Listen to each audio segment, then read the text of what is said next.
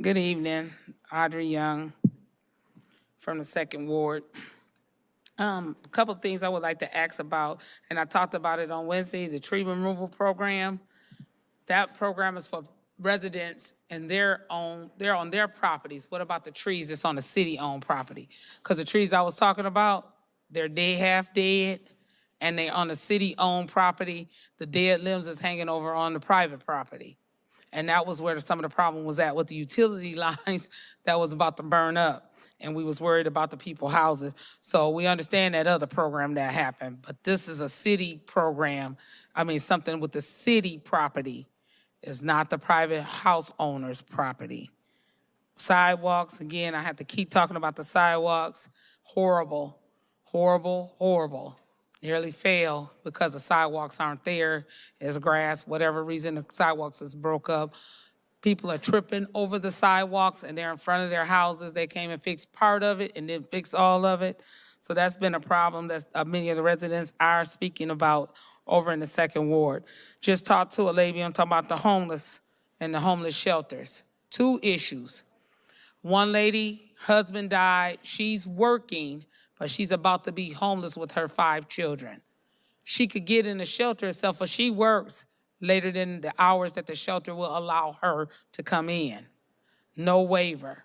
She's been offered, if she was a part of domestic violence and had an active domestic violence case, then they could help her with housing. She's falling and finding herself bumping her head, trying to find a place that's gonna be safe for her and her children to be able to live. This is not fair, but I'm gonna say this, and I know it's a lot of things that we can and we can't do as a council. However, if any of the shelters are receiving funding, I'm asking that some stipulations or something to help with people, mothers that are working jobs that they don't get off till 11 o'clock, so they're not permitted to come in, even if they are about to be unhoused. They can't come and stay in a shelter. That's not fair. That's not fair for them. You know what I'm saying? It's just not fair, especially if those shelters are getting government dollars to try to help them out. Why are they not helping more with our women? Those are the women who are the most vulnerable. You know, now she may be put in a position where she had to sleep in her car with her children. We can't allow that to happen. We got to find a way to make sure that we're taking care of that. And also some of these houses that are abandoned, I've seen a couple of them burnt up, but still got homeless people living in them. This is not fair. We're gonna have another incident like what we had before where the homeless people end up getting burnt up. Thank God it's the summer, because they ain't gotta light no fires to keep warm. But the problem's gonna be coming, it's just around the corner. Thank you. Thank you, Madam Clerk. Next public speaker. The next speaker is Rich Jones. Rich Jones. How y'all doing today? I just want to piggyback off of what she just said. We got a lot of people in our city that need help that ain't receiving help. And through every rule, there is an exception. And there should be some kind of exception for women in that lady situation. And also, when the weather, before we get back to winter, we should have something in place to where under certain weather temperatures, that they should allow people to just come in off the street. They shouldn't have to say it's after 8 o'clock, you gotta freeze to death. So I really feel that while y'all on top of it in the summertime, y'all can start being proactive to try to prevent some of the tragedies that we had last year happen again this winter. And that's all I have to say. Thank you. Thank you, Madam Clerk. Next public speaker.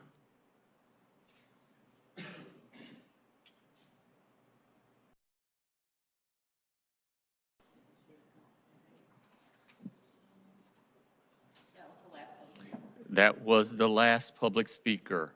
We will now move to council response. Council members may respond once to all public speakers only after all public speakers have spoken. An individual council member's response shall be limited to 2 minutes. Are there any of the council persons that would like to speak?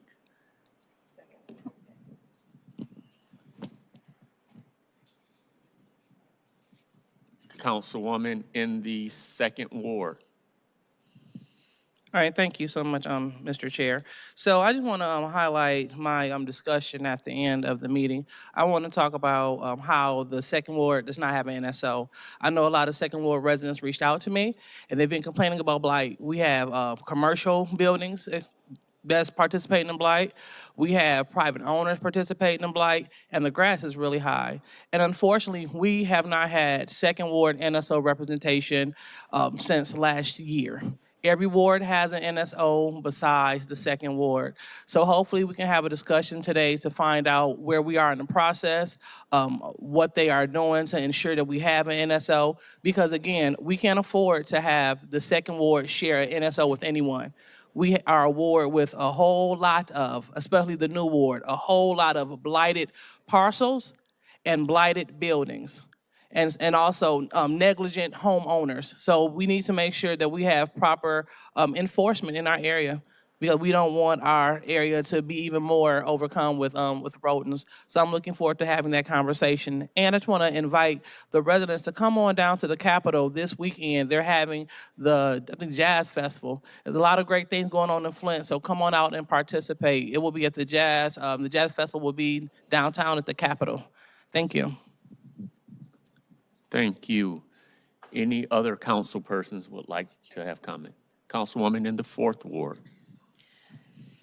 Yes, in regards to the trees and the sidewalks, city is cutting those down and replacing sidewalks. So if you know of an address where the sidewalk is lifted 2 inches or more, contact your council person to have it put on the list, or contact the transportation. So, or any of us, we can get it all on the list. And that's what I've been doing as I walk around the area. And so that is all I can have for that. Thank you. Thank you. Any other council persons would like to have response? We will then bring council response to a close. Now take a motion on the consent agenda. Mr. Chair.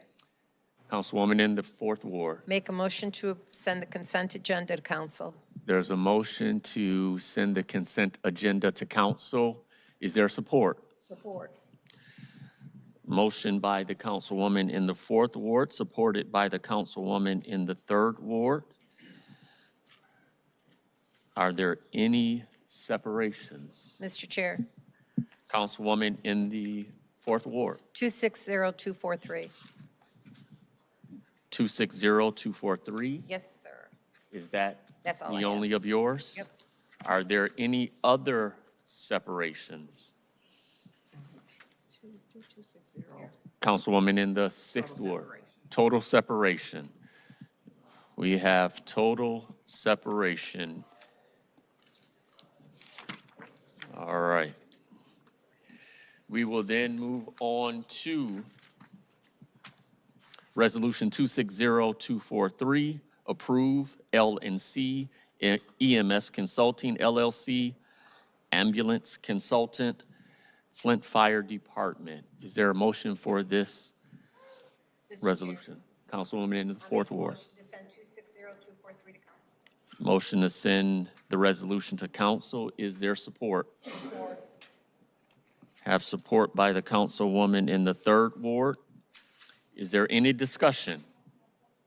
Mr. Chair. Councilwoman in the 4th Ward. Through you to the chief.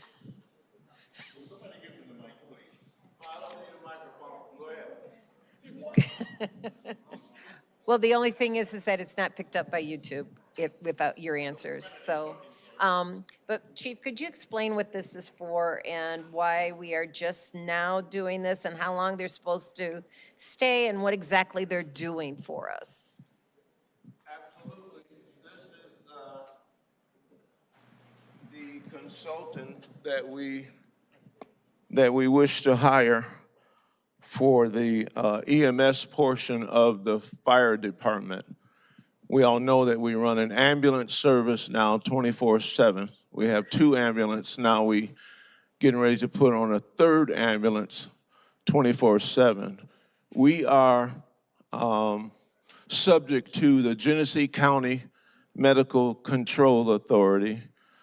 We're subject to the state health authority as it relates to ambulance. And now we will, in October, be subject to CAS accreditation. CAS accreditation is the Commission on Accredited Ambulance Services.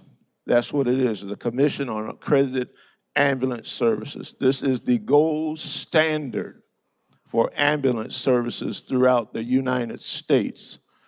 And it was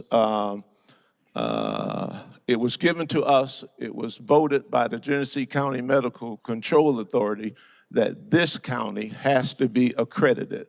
So if we're not accredited by October, we won't have an ambulance service. Therefore, we have to have an ambulance consultant. And we picked this person. Matter of fact, he's the only one that, there was 3 that were on, but they were astronomically high. One of the vendors was $1.2 million. The other one was $900,000, and his was $109,000. We picked him because he's already affiliated with the fire department. He does all of our training for our EMS division. He does all of the Q&A, quality assurance on our ambulance reports as well. And we picked him because he's already doing the job, and he had a good track record with us. Now, what he's doing now, if I can continue, what he's doing now, he has lifted our success rate in training young men and women to the fire department between 90 and 100% success rate. That's why we picked him, and that's the guy that we are giving to you today for $109,000. And that $109,000 include a doctor.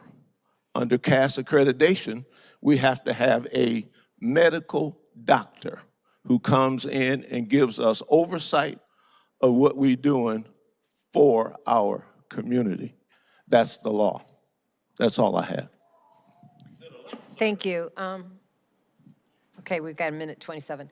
So you said that we have to be certified in this county. Are all the ambulance certified in the county, or are we the only one that isn't and needs to be?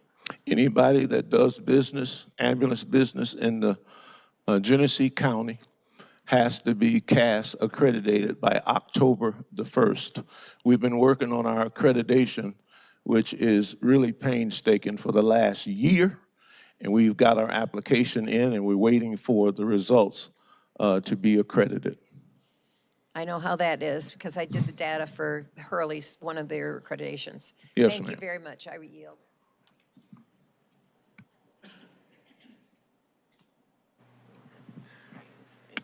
Thank you. Any other discussion in the first round? Councilwoman Anderson. Thank you. Good evening, Chief. So the Genesee 911 Consortium is required that we have the CAS certification. One of the questions that I have, because ambulance service has been slow to getting to people. Example, we had a lady on the corner of DuPont and Flushing Road. She was there for an hour and 24 minutes. And they're stating that when she was finally there, and I went there, her ambulance didn't pick her up until like 7:24. And they're saying she was in critical and we didn't have an ambulance. Are we stretching our fire department with having them also run fires and then the ambulance service? That's a great question. Ambulance services, first of all, is dispatched by the Genesee County 911. It is the closest and the most available ambulance. So you may get an ambulance from 3 or 4 different companies that has the right to come in, but it's dispatched by the Genesee County 911. And I may add, there are certain times in the day that there is no ambulances available nowhere. We call it a crisis, and that crisis is determined by 911. So if our ambulances are with other patients and the other ones are not available, then there is a wait time. But I tell you what, it's better than not coming at all before we got our own ambulance. That lady died, Chief. If I could have through you. And many Mr. more had Chair- died. Hold on, Chief, I have the flock. I need a referral. Through you, Mr. Chair, to the city clerk and the city attorney, I would like to see the MOU and to share with my colleagues that we have for our ambulance service as they're dispatched, so that we'll know if it comes in a priority or is it, how is it dispatched? Because prior, when Stat EMT was here, who ended up getting indicted, we didn't have ambulance service before you were here for over 24 hours at times, and I have the emails. And so when people are calling, I'm not just stating Flushing and DuPont, this happened over 2 hours on Pearson Road. It happened on 2 hours on Evergreen Parkway, where the neighbors end up picking up. So picking the person up, a senior who had fallen. And so I'm looking at these hours and the data, which I will be requesting that, because we need to know. Our firefighters who made a post for the local stated that 3 out of the 5 Brown states, 3 were working and the other 2, they didn't have enough, and that they're stretched, and that the pay, that I know retention has been a problem because of the pay. Are you in contract negotiations now? Yes, we are. Okay, how are you, are they moving along good, or? The human resource would have to do that. Okay. Give you that information, not me. I just sit on the negotiation panel. When did their contract expire? I believe it expired in June. Okay, so that's something that's important, because watching residents, this lady laid on that hot cement and then it rained. She was 2 blocks away from Hurley Hospital. She was less than a mile away from McLaren, and that is something that is just unacceptable on every day. And so when we talk about the CAS training, has this person that, or this group, or the person that you're choosing, have they performed this before? Do they have a history of other companies or businesses or municipalities that they can refer to, that it worked, that they actually helped to make sure they were getting their accreditation? They have a track record. We started this a year, and we Not did, the ambulance excuse or me, the we CAS. did- No, I'm talking about the certification with the company that you want us to approve the This is $109,000. not a certification. This is accreditation Well, that's only accreditation, given certification. by this company, CAS accreditation, and it is required by Genesee County. We've been working I on it for a understand that, year. Chief. And you say his qualifications? No, He I'm has asking, all do they- state qualifications. Okay, I'm asking, have they did this work for any other municipality? Not that I know of. So this is their first time? Not that I know of. Okay, because certification, and they may be certified, so I'm asking, have they done this before? What's their experience? What is their track record? Because if we're looking at $1 million were some of your estimates, and there were 3, they were the least expensive, down to 109, that's a $900,000 difference. The first company was in Dallas, Texas. need you to tell me. The second company was in Minnesota, and they just threw out a number. A lot of times, in my experience, they throw out a number because they didn't want it anyway. But those are the companies. This person is qualified. He is certified by the state of Michigan. As I said, he does all of our EMS training for the last 3 years. He has a 90 to 100% success rate. That's my Thank- time, thank so you. I apologize. I'll come back my second round. Any other discussion in the first round? Any other discussion in the first round? We will then move to the second round. Discussion in the second round. Mr. Chair. Thank you. So, Chief, we can pick up, so they have not did this before. This will be a first time. I can't answer that question. Okay, but that's important for our community, because we want to make sure that we have a company It is that our community to be, it's, Chief, you're talking over me, please. Okay, go ahead. Thank you. Go ahead. Thank you. And I'll give you the time back. It's like we did at the end. So making sure that our community, that we have ambulatory services available is important, and also a certification. And just so you know, I've been to the 911 center. I've been there because I was concerned. I hope that wasn't a whoop-de-doo. You did that. Oh, okay. I'm looking Yeah. for something. Okay, so I've been there, and I do know that Flint has its own 911 center for police and for fire. I've been there several times, but I do know that those calls go in, and when we don't, why they go into the loop is because we don't have anyone available. But back to our fire stations, I'm really concerned with seeing the post that our firefighters they're stretched. You know, three of the stations were open, two were browned out. Would that be correct? I don't know what are you talking about, browned out, We didn't in have and out? anybody there to dispatch. They were We closed. started out with 25 people on each shift. Each shift is 25 people. 20, yes, I am. It's 25 people on the shift. When we deal with vacations, when we deal with sick, when we deal with call-offs and injuries, family medical leave, then we have a rostrum. We call in overtime. If overtime is not accepted, then we have to do what we do to mix the stations around in Okay, order thank to you, Chief. Well, deal I'm gonna with tell the you, this is where community. I'm getting it from. It says Flint Firefighters Local 352 remains committed to protecting the residents of Flint every day. Today, due to ongoing staffing shortages and retention challenges, only 3 of the five fire stations are in service. They're closed. They were closed. This stretches our already limited manpower even thinner and can increase response times throughout the city. Our firefighters will continue to answer every call with professionalism, dedication, but the reality is the wages lower than comparable departments have made it difficult to recruit and retain officers. We share this to create alarm, but to keep our community informed. Flint deserves a fully staffed fire department, and we will continue advocating for the resources needed to provide the level of service to our residents that they deserve. So as the chief, you had 2 stations closed who weren't in service. And so this is clearly alarming because they took to social media. And as an elected person, all of us, I'm concerned about that. I'm also concerned that this business did not have, we're going from 1 million down to 100,000. I'm concerned about, is this who we want to train? Because we've got some issues. So I'll leave what's left. We don't have a clock.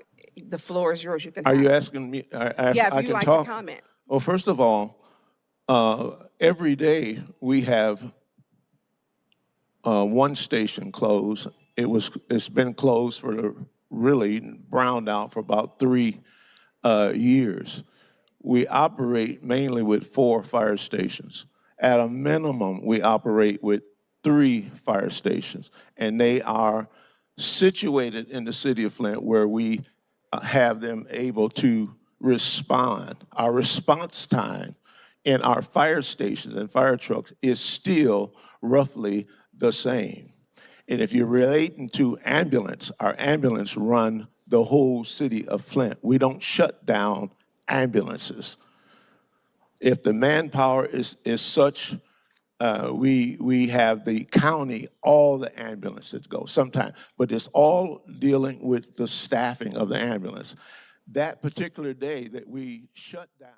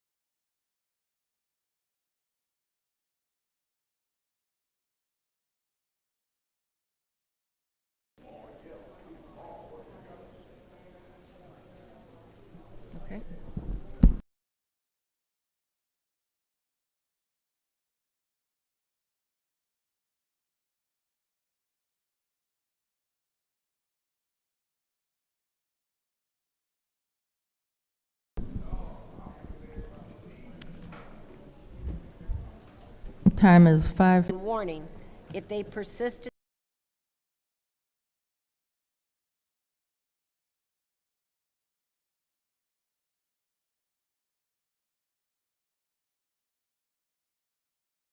disrupting the meeting, that individual will be subject to arrest. Violators will be removed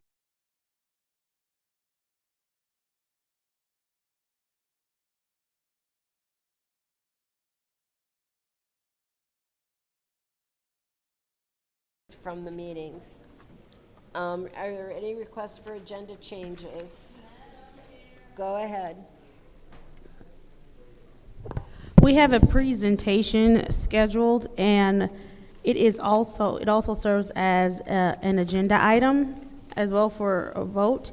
And so I would ask that we move the discussion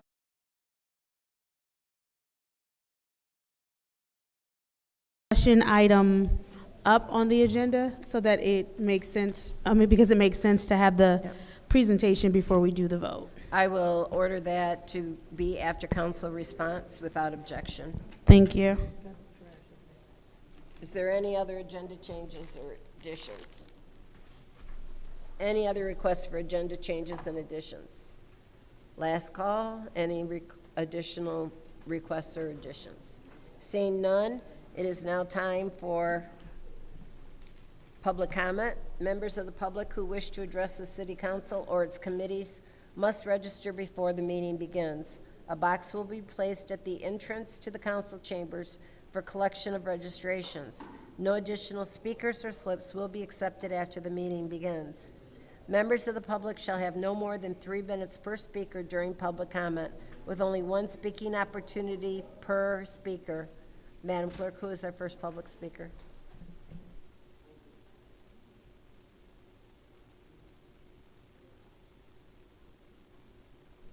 First speaker is David Peachy. David Peachy, 4th Ward, East Side. I'm here mainly to make a comment about all these new positions you're creating. The Department of Health, is it Health, Blight, Neighborhood Improvement or something like that? You got so many of them I can't keep track of them. But I brought some pictures and showed Mr. Pfeiffer and the 7th Ward representative of the garbage that is being dumped in one certain area. What it'll look like a July 1st with hardly any garbage there, somebody clean it up. Today, it looked like a garbage truck actually pulled up and dumped it all there, doesn't it? Have you seen anything worse than that, what I showed you? Right in the neighborhood where the blight and the foundations are done, they're buried with tires, with anything people can just drive up and dump things in there. We have so many mosquitoes and so many flies over there anymore, you can't even go out and sit on your front porch or sit on your patio in the back because of all these goddamn vacant lots that have been filled in with all this stuff for years. Somebody wants to redo houses? Is that the land bank guy? Take care of these neighborhoods where people can get in there and do something with this property. You people just have to come over. I don't even think you know where B&B Paint is, do you? Yeah, because I showed you one time. You're right. This is just ridiculous. I would be ashamed if I was a representative up there and drove by and seen this and didn't do nothing about it. What are you getting paid for? Most of your neighborhoods are in great shape. 7th Ward is nice. 6th and 5th Ward are great. New buildings, new everything going up. We can't even get a lot cleaned up. We're out there cutting grass at these vacant lots. It's just ridiculous that people have to live in situations like that. And we have some good neighbors. We have some good people who's been there a long time. But they just can't get anything done. You don't do it. Them pictures I showed you are just a tip of the iceberg over there. And there is so much garbage there. It's unbelievable. I drove by there the other day, and the scavengers were out there going through that, seeing if they could take something out of there. That's how bad it is. You guys ought to be ashamed to let this happen to any ward. To let this happen to a resident of the city of Flint, you ought to be ashamed.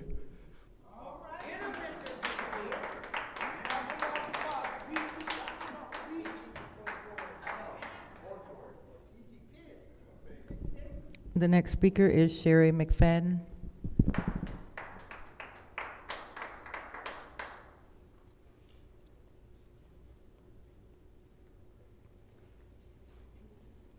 Hello, Sherry McFadden. I'm here on behalf of the Brothers and Sisters of Oak Park. We're having our annual picnic on the 15th.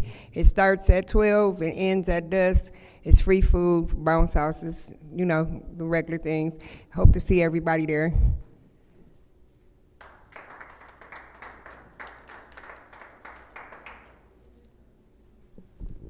The next speaker is Sarah Houston.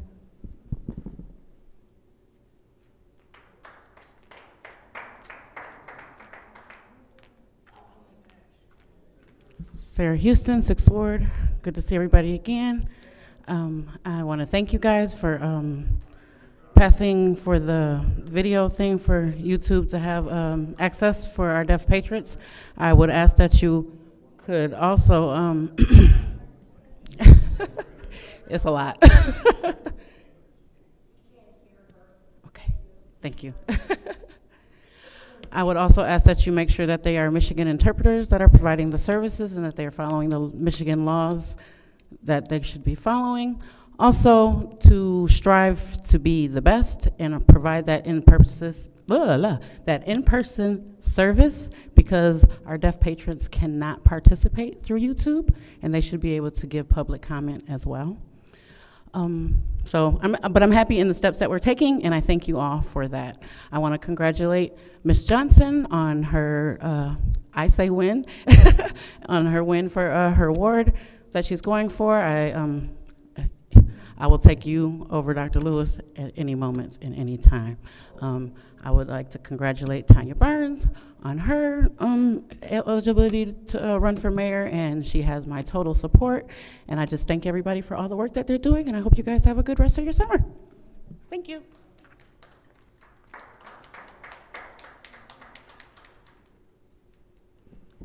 The next speaker is R.L. Mitchell. Okay.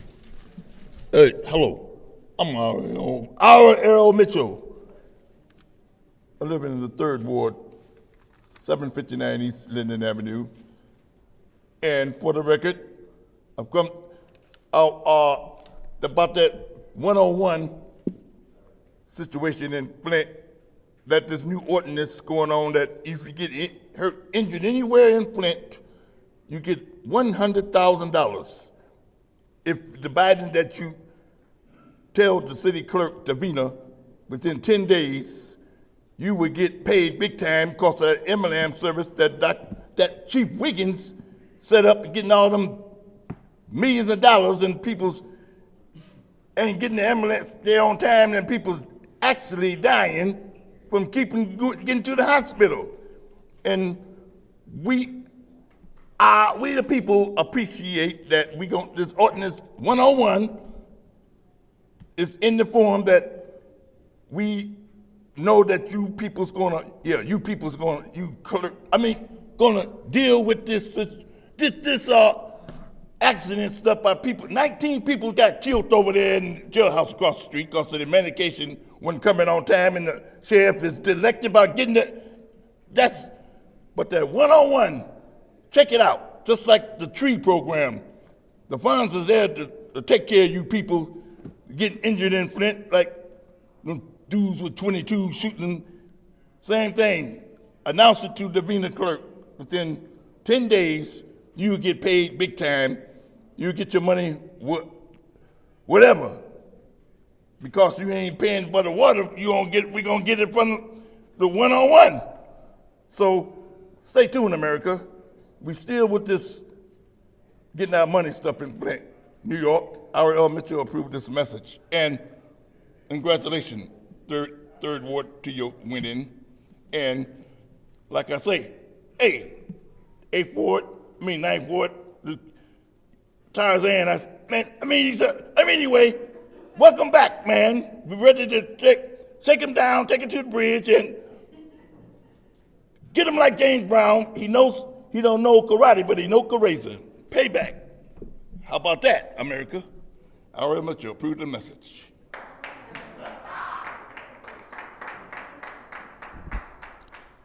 The next speaker is Rich Jones.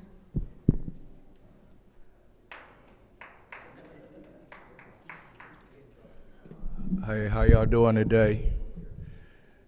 As I said the last time I was up here, I was on a mission to mobilize the city of Flint to stand up and fight for 3,000 jobs on that Buick City work site. And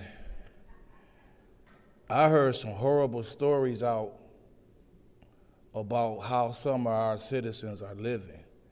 There's a woman who has been living in a house with lead in it, and her little baby is now lead poisoned, and she still have other little kids in that house, and they're having problem with the abatement program as far as whatever that is.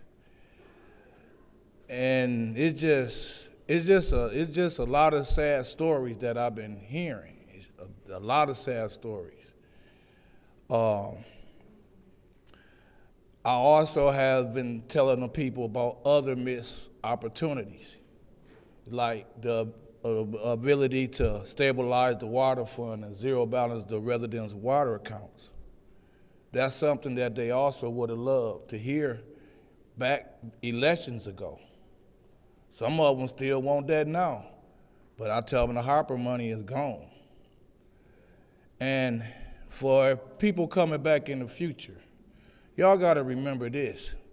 It was a lot of annual stuff, like the summer program for the kids that have always been funded for years that we had to spend some of our Harper money on. That money gotta be replaced next year when it come around. So, y'all got a lot of work to do.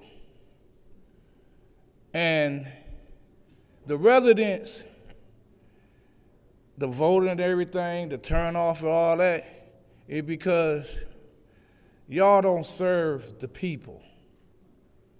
Y'all talk and tell the people stuff instead of listen and try to help and serve the people. And they're tired of broken promises too. So you may get away with it this election, but next election, they're gonna remember. All I'm asking is y'all start thinking about the residents. Thank you.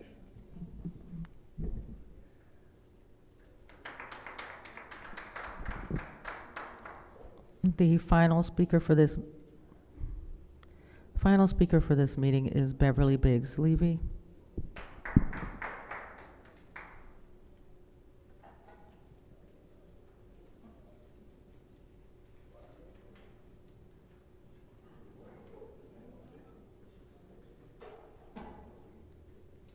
Hi, Beverly Biggs Levy, running for the 3rd Ward City Council seat. Hi, Dennis. How are you today? You look pretty happy over there.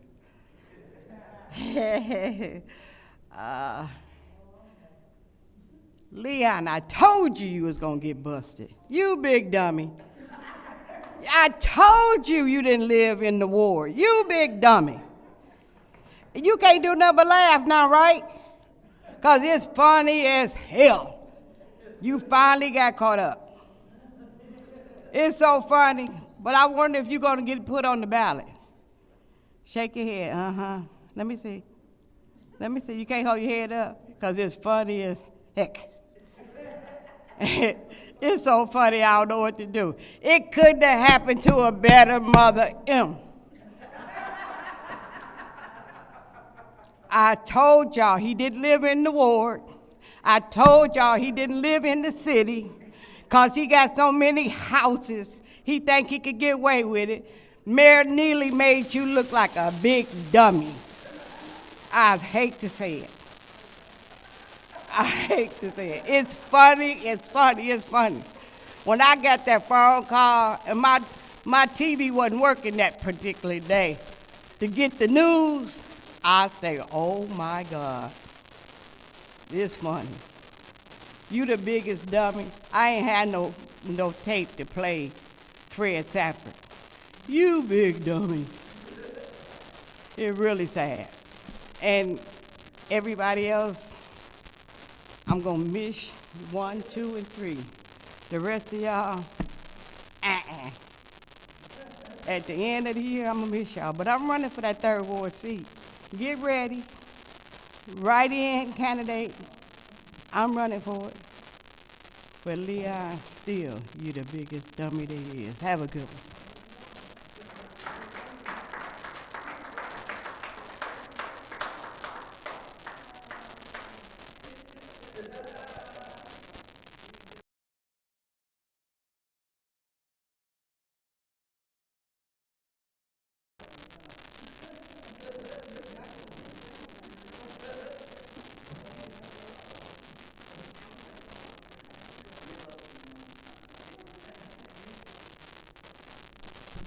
Yes, that was the final speaker.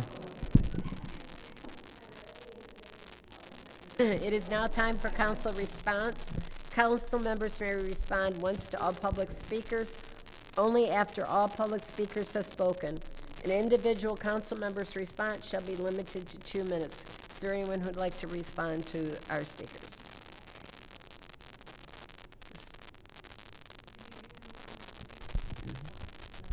Go ahead. Thank you, Madam Chair. I do, first I want to thank all of you for being here and being engaged in the process. But I do want to say something to Mr. Peachy. Mr. Peachy, I understand your frustration, but every ward has issues. And the 5th Ward, I can only talk about the 5th Ward. I've driven all the other wards too. But in the 5th Ward, we have issues as far as overgrown lots. And these lots are land bank lots, for the most part. But the issue is, as a council member, I can only put in a complaint to land bank. I can't make land bank come out and do their jobs. So it's hard. And I'm frustrated. I'm frustrated with the process. So it's not really on the council person, but, you know, at the end of the day, what I do when residents call me, I put the complaint in with land bank. And I do follow up with land bank. But land bank, I'm telling you, they're not doing what they're supposed to be doing. And Rich Jones, I hear what you're saying, but at what point should the residents stand up and do for themselves? We do our jobs, at least I do, I answer my calls. But the residents have to be present too. This chamber should be packed. All of the issues that we've had, the chamber should be packed with the residents. So they got to stand up. They didn't even get out and vote. We had a good voting turnout, but it wasn't high enough. So, thank you. Thank you. Anyone else? Anyone else? Anyone else? I'll take my time then. Mr. Peachy, Miss Winfrey Carter couldn't have said it better than myself. I do know about that property. I have reported it to the land bank. I cannot control what the land bank does. I have had multiple complaints about property on Leaf Street owned by the Flint Housing Commission. I can't do much with that either. It was brought to the mayor's attention today about the issues because I haven't been able to get anywhere with the Housing Commission. Hopefully that can help. So I am aware of what's going on in our ward. I don't drive every street every day. I drive I drive it probably every street probably 3 times a year. But there are streets that I know are problems, and I drive up and down those probably once every other week. So I know what's going on. I have followed our NSL officer and seen them pass things that I think should be addressed. And I reported that to the mayor this morning as well. So we are just the council. We are the legislative body. We are not the administration.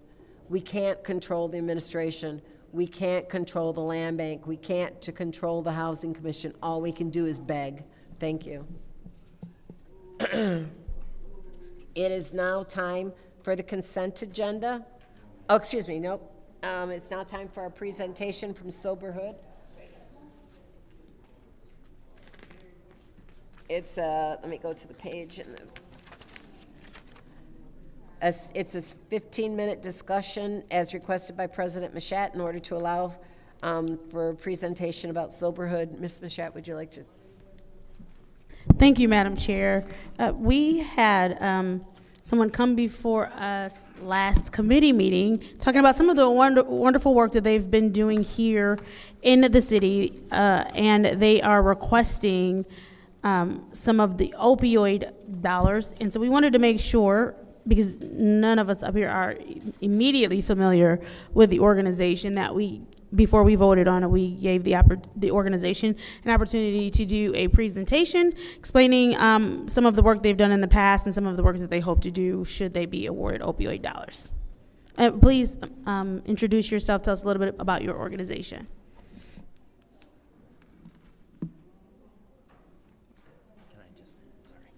I can hand out the slides to all of you. I just have to go grab them. Are we having some sort of technical difficulty as to why we won't see the slides on the screen? I could put them up there. Yeah, I have the PowerPoint.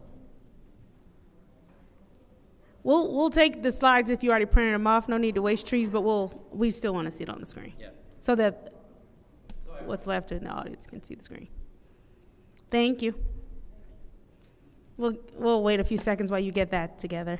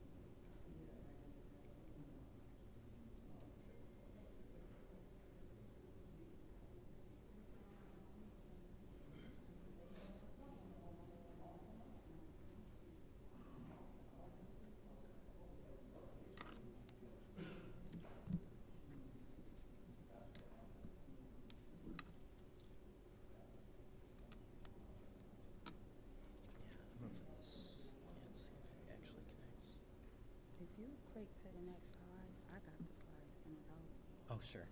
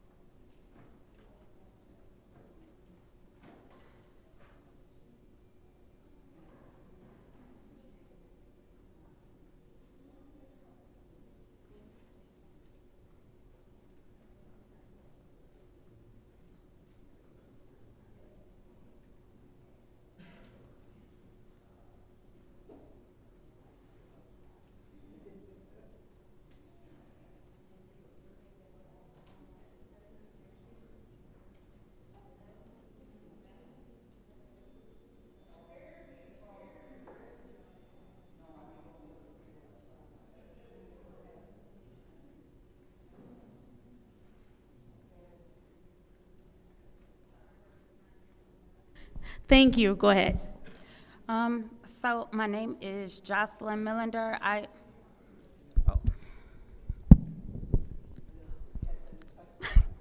And I'm little. I'm sorry. I am Jocelyn Millender. I am the executive director and founder of Soberhood. When I came here the last time, you all asked who who exactly I am. And so what I provided on today was a folder that I give in presentation and networking. And that folder has a bunch of information about our program and what we offer, but not only that, but the first page of that is my why.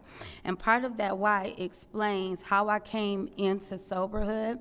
I'm originally from New Jersey. I watched my mom survive abuse. Not only that, but her twin sister come through substance abuse, and my uncle. My sister then fell into substance abuse. I watched her get clean and sober.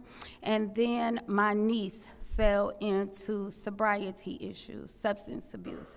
My sister unexpectedly passed away 3 years ago.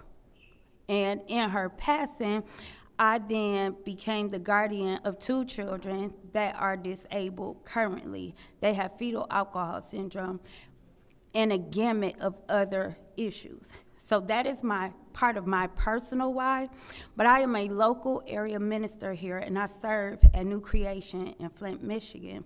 Through my time serving in New Creation and in my professional career, I have done billing, coding, and my billing and coding turned into me becoming a community health worker. Becoming a community health worker allowed me to marry my passion with my job. And so I wanted to share that part. You can go to the next slide. What I'm asking for is to be funded as Soberhood is a community-based recovery pathway. We reach women, mothers, and children as they navigate sobriety. We seek out victims of human trafficking, domestic violence, sexual exploitation, with a heavy emphasis on addiction. Through my work in my professional career and through outreach efforts that I provide through my church and the local community, we have 3 initiatives, 3 big pushes. One is reach, one is connect, and one is stabilization. Those of us that live here in Genesee County, we recognize that Genesee County has one of the highest overdose rates in the state, that Michigan itself has a higher vulnerability, and the city of Flint is vulnerable as well to substance abuse and the opioid crisis. We recognize that this is a local issue, and that while there are many initiatives that serve at a corporate level or overall, there needs to be smaller grassroots organizations that meet individuals where they are to be able to help provide services. For us, we focus on women and mothers because we recognize that they face compounding barriers to recovery. Many mothers suffer with what it looks like to go in recovery and leave their children. What does that safety look like? We also recognize trauma. All of us have experienced some level of trauma. We recognize that basic needs, poverty, is a huge indicative factor for why people fall into substance abuse and trauma. Motherhood. For those of you that are mothers, you know that that job is never ending. It takes a while to be appreciated, and the work never stops. So we know what that looks like to face motherhood and to, while trying to raise children, what it looks like to be working on your healing, all the while dealing with outside pressures and issues that affect your children as well. We also recognize system gaps. We know that there is difficulty with navigating systems. Many of the people that are in this room are speaking to some of the system gaps that happen, not just in sobriety, not just in health and wellness, but in overall living. Soberhood fulfills the space between crisis and lasting stability. We recognize that when people are in crisis, they experience unsafe conditions, unmet basic needs, isolation, stigma. What we attempt to do through Soberhood is to have trusted outreach. We go out every 3rd Saturday in the month. I have sat in these meetings. I have heard people complain about the travel in Dordt Highway, some of those areas. those are the areas we target. We look to provide stability. We look to help make sure that their goals are completed, that recovery is sustained, and that families are strengthened. I talked about the initiatives of Soberhood. One of them is the Reach and Rise Collective. That is where we go out every third Saturday, and we provide other outreach efforts as well. Every third Saturday, we pack up lunches, meals, snacks, hygiene bags, clothes, things that we identify that are needed in the community, and we take them out to those communities, to those neighborhoods. The Center of Hope, we service there, and we service all year round, every third Saturday. The Mamas Meetup is a partnership that I have with my own local congregation. We meet there through an alliance that we have, where we are able to bring mothers in, we are able to feed them, they are able to have a nutritious meal, they are able to have supports, NA supports, AA supports, and life enrichment courses, all the while not having to separate. When I was a child, my mom participated in La Leche. I don't know if y'all remember that, I don't know if you've ever heard of it, but it was like a breastfeeding support class, and I was able to go to that class with my mom and my other siblings. It is very reminiscent of those level of supports. Finally, we have the Empowerment Center. The Empowerment Center is what I'm working on now. That should be finished. The renovations on that should be done in the next 2 weeks. Through that property, I will be able to provide meals, snacks, NA, AA supports, life enrichment courses, a mama's working station. They will have the ability to send emails, take a class, all of those things all throughout that, that property. Like I said, the Reach and Rise brings the doorway to women. We meet them where they are, in between substance abuse and sobriety, recognizing that many of these women need a hand or help navigating systems. The Mamas Meetup, it removes the barrier of childcare for supportive services.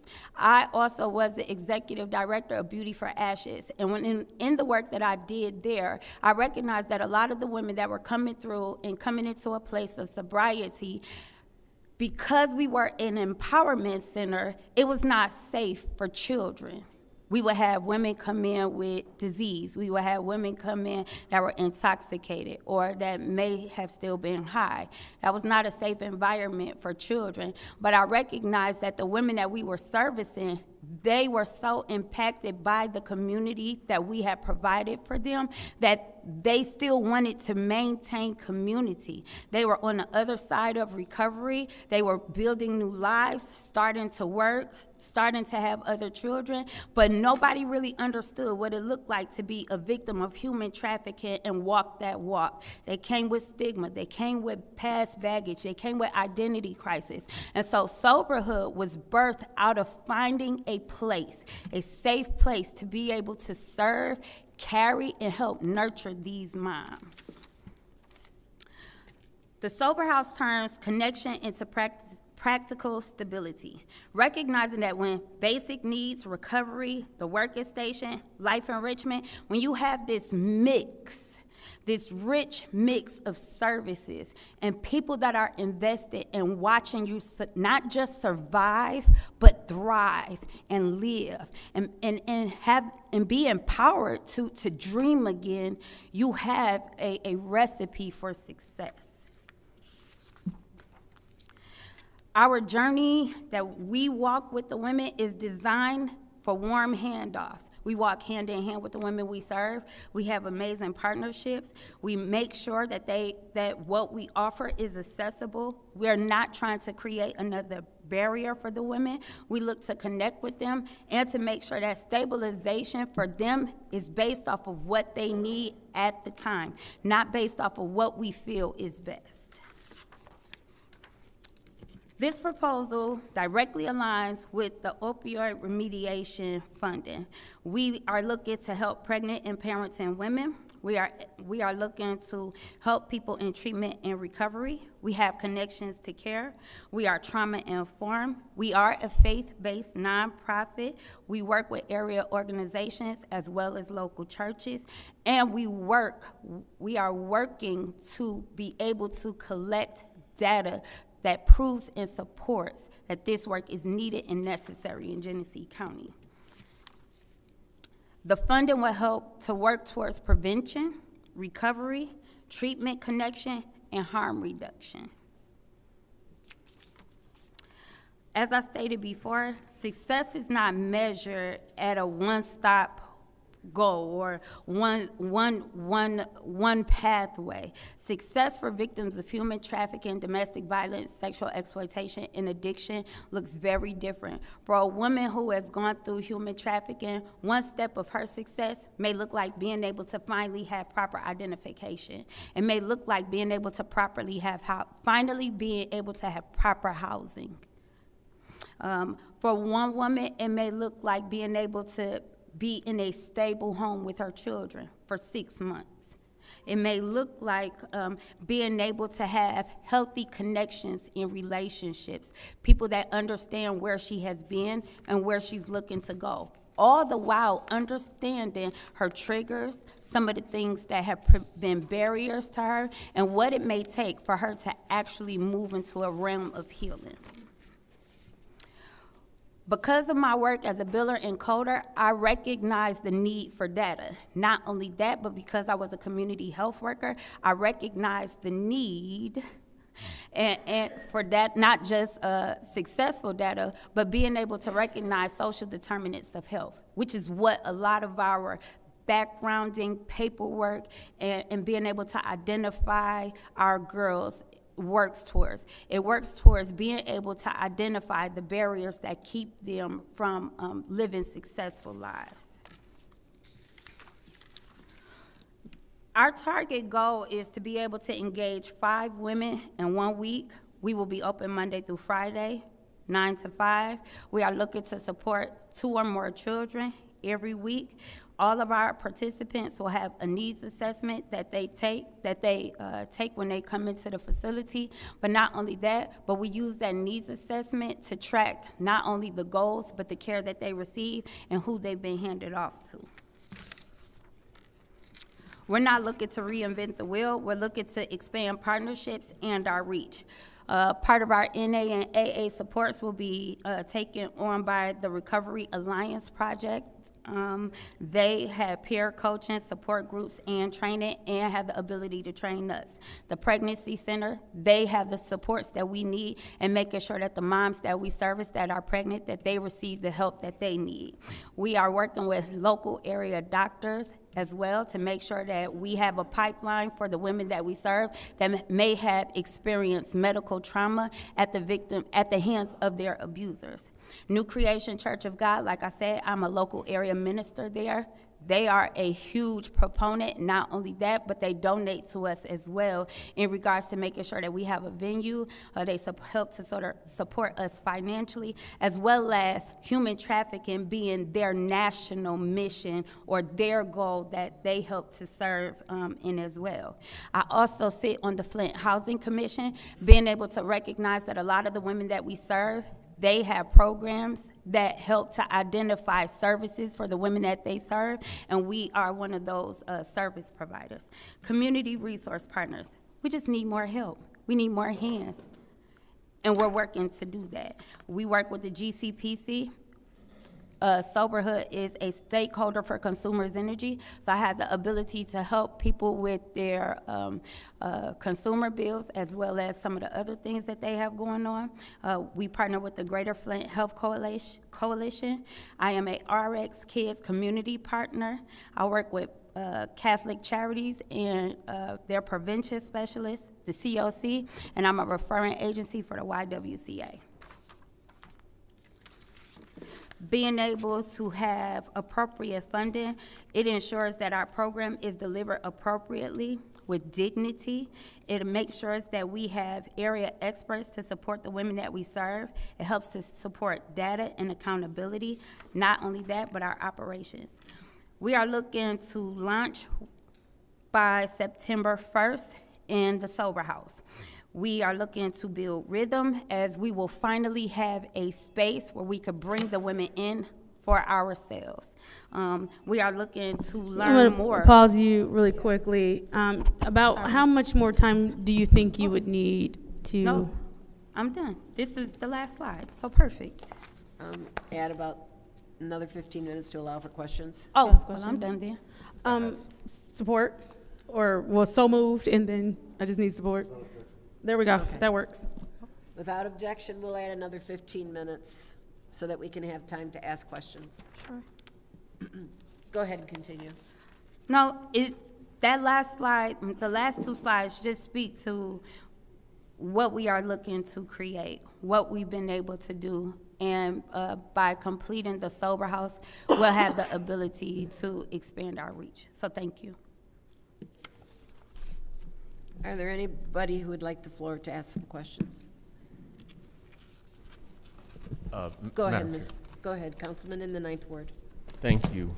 Good evening. Good evening. Thank you for presenting. So, my first question, and maybe it's because, as you just shared, the property is still under renovation. It will be done in 2 weeks. It'd be done in 2 weeks. Yes, sir. Now, I have worked with the likes of women's shelters in that, especially where, abuse may have been a part of the history of those women. Yes, sir. Is in part the reason why I don't see any addresses on anything Yes. is because you Yes, need to sir. keep, okay, so Yes. we won't see a dormer on the outside of Sober House. No, to you will say not. this is where we are. No, you will not. Okay, I just wanted to make sure that I was understanding sir. or knowing that to be so. That is, especially because we target victims of human trafficking and sexual exploitation, knowing that a lot of our interaction or the interruption of their lives by our introduction could put them in harm's way in that way. Okay. How many are, I know you're with Sober House. How many do you have in the staff? Is there a staff outside Yes, I of yourself? currently have 5 people that work on staff with me right now. My assistant director is here with me now. I also have an intern and I have 2 other volunteers. So there are a total of 5 others? No, 5 of us together. 5 altogether? Yes, sir. And is there salary for all 5 or? No, there's salary for 2. My intern is through U of M Flint. That was through grant writing. Good. And then the 2 volunteers. Good. Okay. So this in part is support, funding support, and For then programming. This is for programming only. Yes, programming. Does programming include salary or no? Not that portion. I have written grants and been awarded additional funds that is covering the salary right now. Okay, good. And am I understanding you to say that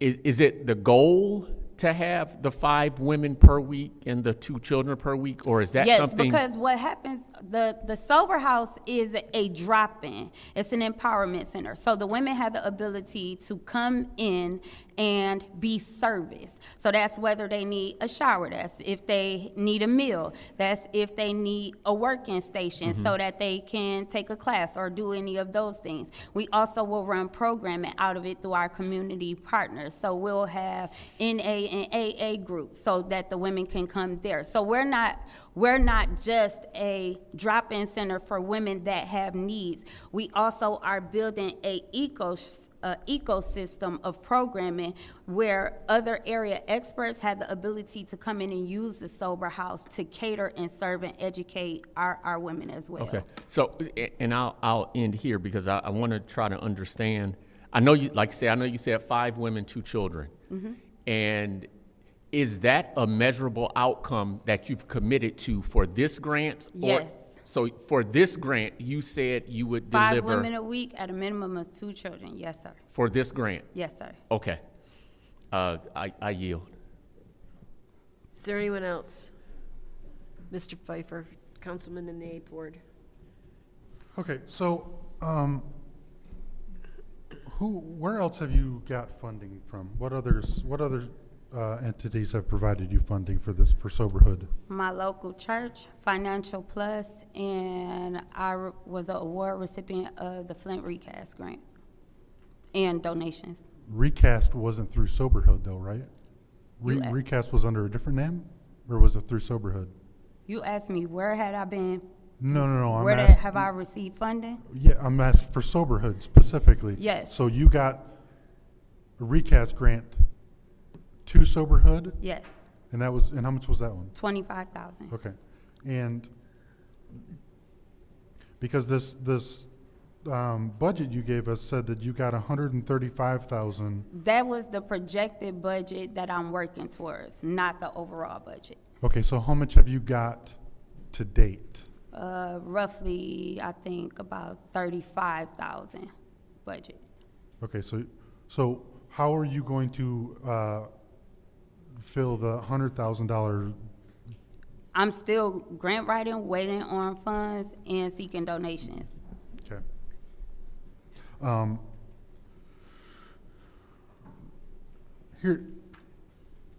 Here's where I'm at, and I don't know that I've changed much. Looking at all your packets, this is great information, and I think that it's a lot. And to me, I think that it's almost spreading yourself too thin trying to be everything to everyone with all of these different programs and all of these different goals. Meanwhile, there's no money to back up all of these. This is a lot of stuff. And I'm trying to decipher, okay, do we give $25,000 where it's going to be spread so thin and you're going to try to do all these different things when, to me, there's going to be a lot of duplicate that has already been funded, whether it be through the other things that we've already funded, whether it be Catholic Charities that we've given money to, whether it be Odyssey House, whether it be the Genesee Health Systems. To me, it seems to me like this is so broad that there's not going to be any metrics that we can measure to know if this is a successful program, especially that this $25,000 is a small allocation to what you think is going to be needed to run your entire program. So how explain it to me on how, if we give this money, how are we going to ensure that, because you've laid it all out, that these are the things that you want to do, but you're not going to be able to do that without money. So are we giving?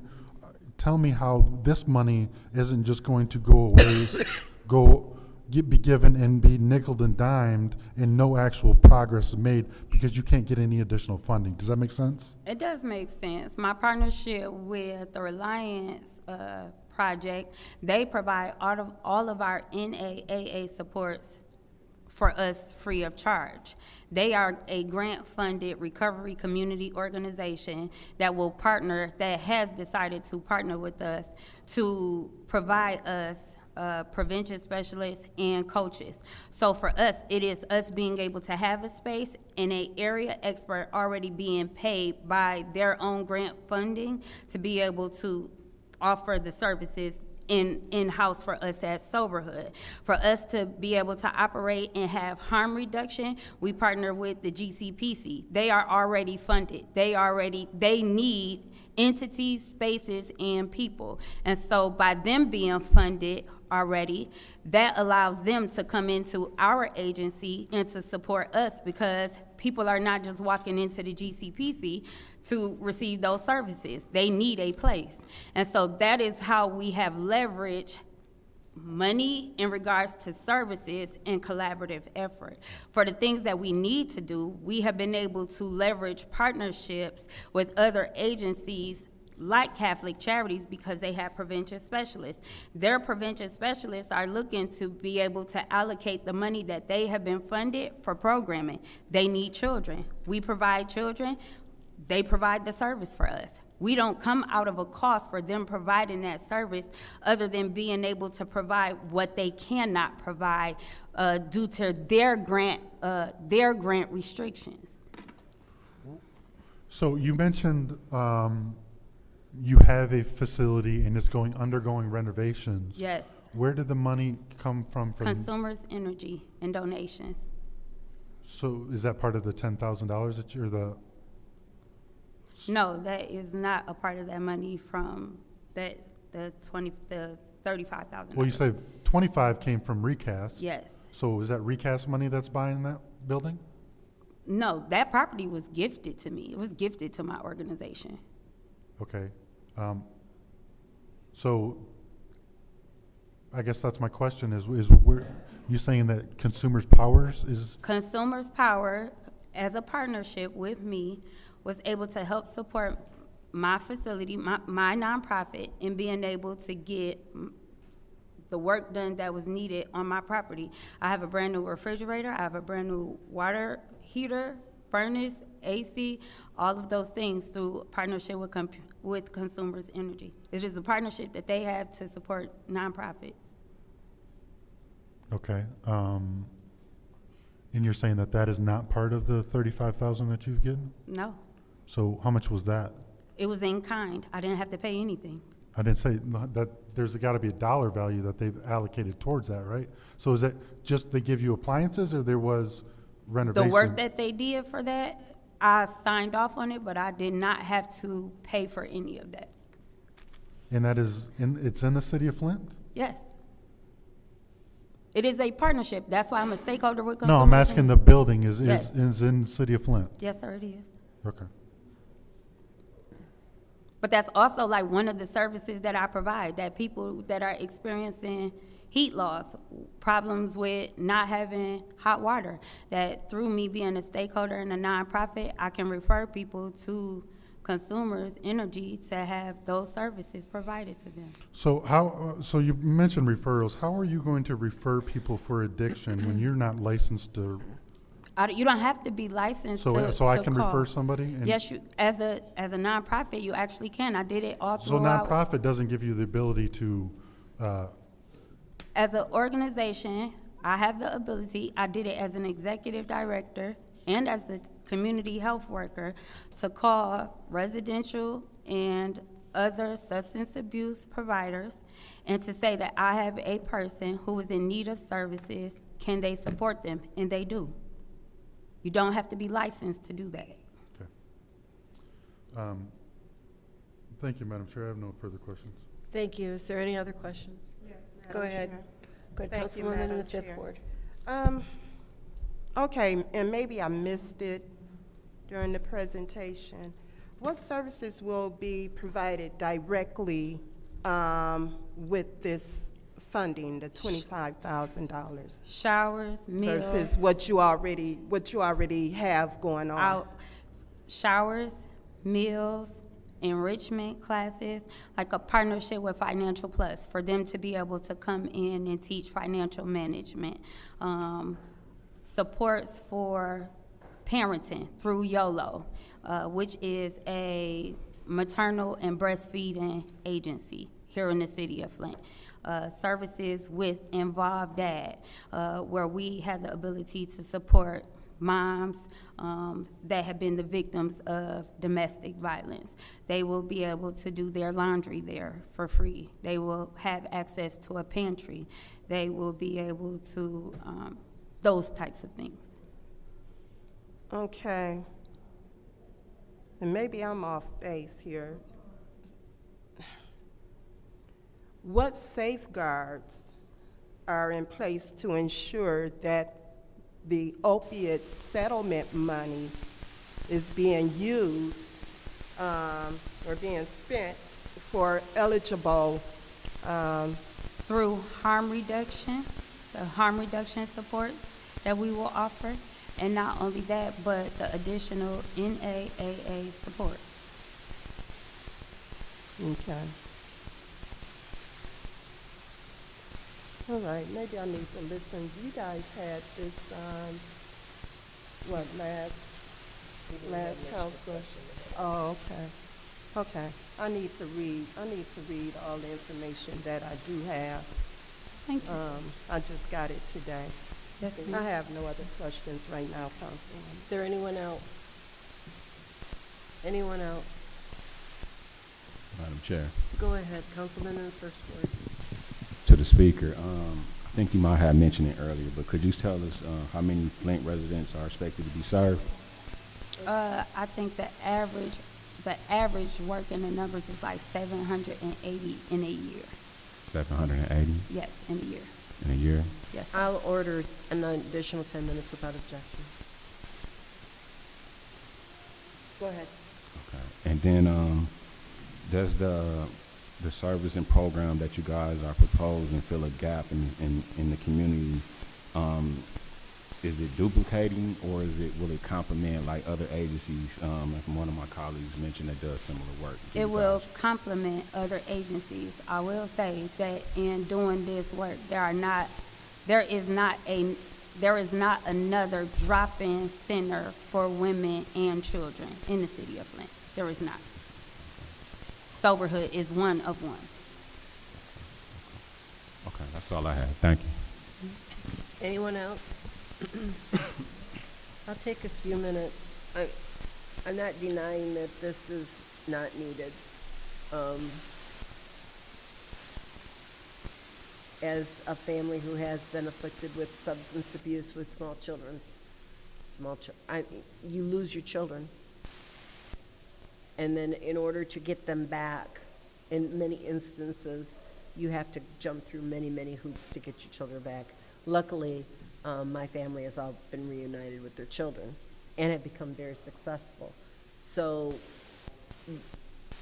one I don't think had these support services, but she was determined to make a success out of her life. She begged me to take her oldest child. And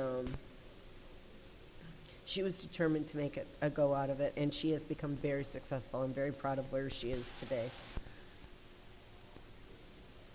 My understanding from my initial conversations about this program was that it was going to be residential. It is not residential. It is not residential, although we will offer 24 to 48-hour emergency housing, which through my partnership with the Y, as a transition. So they'll have emergency ability to stay in that house Yes. overnight, but Yes. not much beyond that. Yes, yes. That is something that came about because of my work with Beauty for Ashes. When I would call to say that I have a person who is in need of safety, there were times that the Y at the moment wouldn't have a bed, and one of those major gaps is, I'll have a bed, but I don't have one now. What can you find a interim in that space? And so in having conversation with my partners at the Y, it was best needed or best suited that we be kind of like that transition middle ground as they seek safety, whether that is them being able to go into the Y, whether that is them going into Licata, or whether them being able to be removed and go out of state. Okay. And then this is actually in a residential area, correct? Yes. And I think it's in the 8th or 9th ward. 9. Yeah. So who will be at the house during the day when the services are available? You Me. will be. Yes. Do you work a full-time job as well? No. I also support Prison Project Prison Project is the only 24-hour long-term residential program that supports minor girls that have been trafficked. So I work remotely in supporting them as we transition girls out of their program. So I have the ability to still support them and still work from, to support From the the, house. yes. A big part of that is being able to, once these girls graduate from prison project, the state only covers aftercare services for them for a year. They still only may be 17 years old. They may still be in foster care and live in IRL, independent living. They then come to me, and I then support them as they transition into adulthood, although they are foster care, they are foster children, but they have no supports. They have no family. And so we become that community for them. Okay, now, so consumers purchased laundry machines, Yes. washers and dryers? Yep. Only one set? Yes. Okay, you're only serving 5. Yep. At a time. And then, what was the other, I had a question. How are you going to be able to provide the pantry? Are you going to be purchasing food? Donations. Donations? Yep, donations. We started receiving donations of diapers and wipes and laundry supplies, toilet tissue, clothes, things like that to help support moms, babies, women. So that wouldn't include food or formula or things like that? No, ma'am. Well, wait, in the pantry or donations? In the donation. pantry? Yes, ma'am, it would. Okay, so you're hoping to get some good quality nutrition Yes, in ma'am. donations? Yes. All right, thank you very much. I appreciate that time. Are there any other questions? And if not, I'm going to close this time out. Thank you very much. Thank you. We'll now go on to the consent agenda. I'll entertain a motion to approve to send the consent agenda to council. It's been moved by the councilwoman in the 7th ward. Is there support? Supported by the councilwoman in the 3rd ward. Are there any separations? I can't speak English today. Go ahead.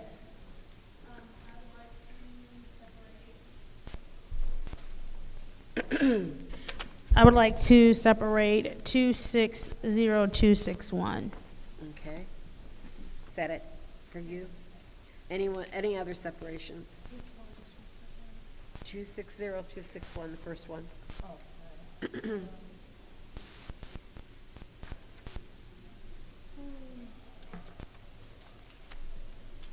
Are there any other separations? Yeah, I'm gonna separate the 260262. Okay. Also,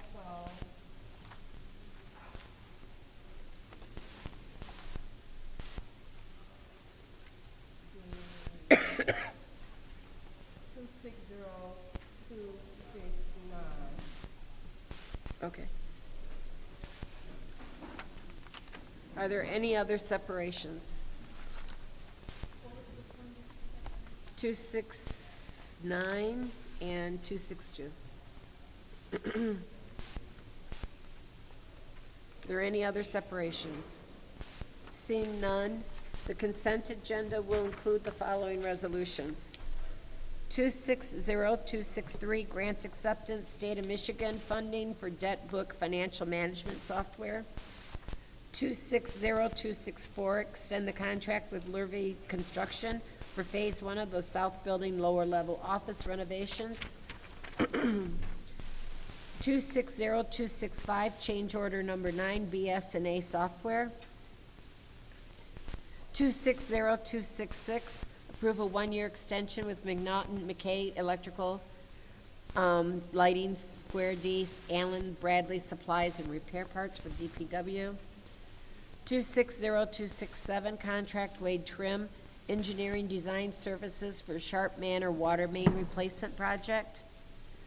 260268, contract with Complete Auto and Truck Parts Incorporated, DBA Complete Towing Service, Police Department Towing and Storage Services for fiscal year 27 and fiscal year 28, with an option to extend 3rd year. Roll call, Madam Clerk.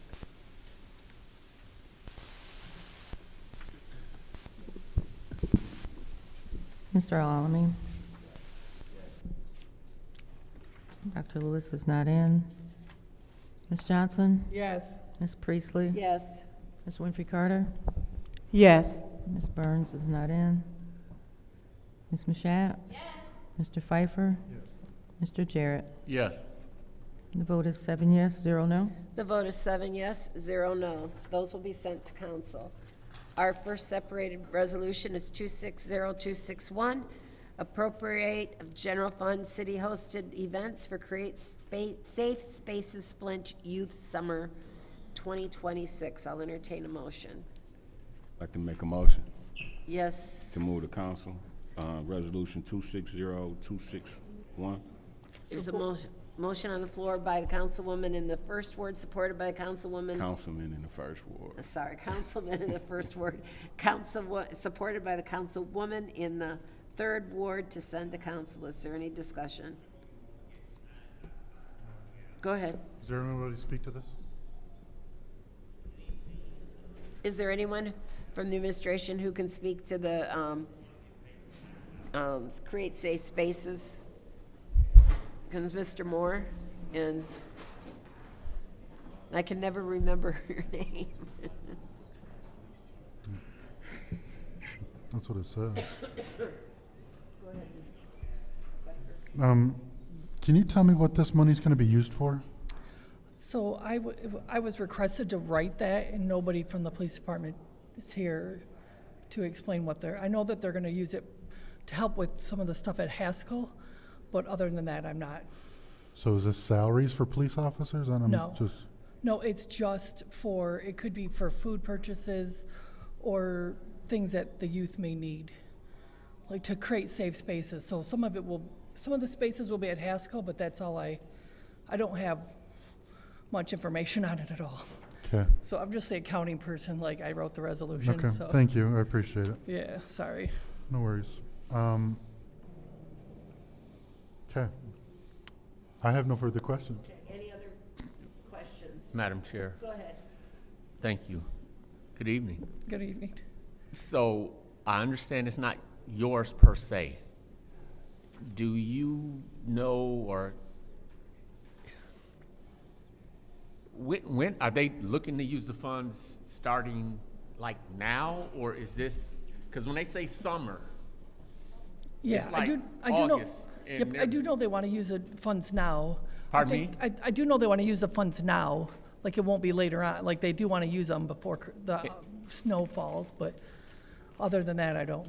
Do you know or have an idea as to what activities they may have in mind and when? No, Okay, sorry. all right. So this is the police department actually asking for the money? Correct. Okay, and they ask you to help them to put this together? Yeah, because there has been a greater need, like there isn't a lot in the city for the youth to do, so I think they're just trying to have more enrichment. you Yeah, know, and like- I don't question necessarily that something like this is needed and probably should be supported. Again, right now, I'm having some concern, or I'll say issue with two things. One, nobody's here that can talk to us about it, and two, it's a summer. They're saying summer 26, and it's August. Yeah. It just so, took us a little while to get it here because like there was a delay because of I should have had it filled out sooner, but there was a delay because I didn't get it in the July or June. I'm not pointing the finger at an individual. Yeah. I'm concerned about, and I've said it before, the timing for many of the things that are brought before us seem a little off. Yeah, And they tend to seem like a response to something versus a proactive approach. If we were truly thinking summer of 26, it seemed like that would have happened no later than late winter, early spring of, March. I mean, we went through all of that budget hearing and, you know, hey, heads up, we're gonna be coming to you asking for some of the money in our budget to be, or actually, this isn't even coming out of the police budget. They're wanting to take it from general funds, right? Am I understanding that correctly? That's correct. So, it feels like a reaction to something versus us as a city, as an administration saying, we're gonna do forward thinking and planning and preparation and have, for as loud as there has been a cry for something for our youth over the years. Yeah. I mean, I've only come on the council since 24, and cry for something. Hey, we're having our youth being, and it's August. No, I understand. No, I'm not saying, no, this Yeah. maybe I shouldn't look at you when I say this, because this is not directed at Yeah. you. This is me just really saying, come on now. No, I get it. I know, I understand what you're saying. Please, though. those whose responsibility this is, we got to do better. Yeah.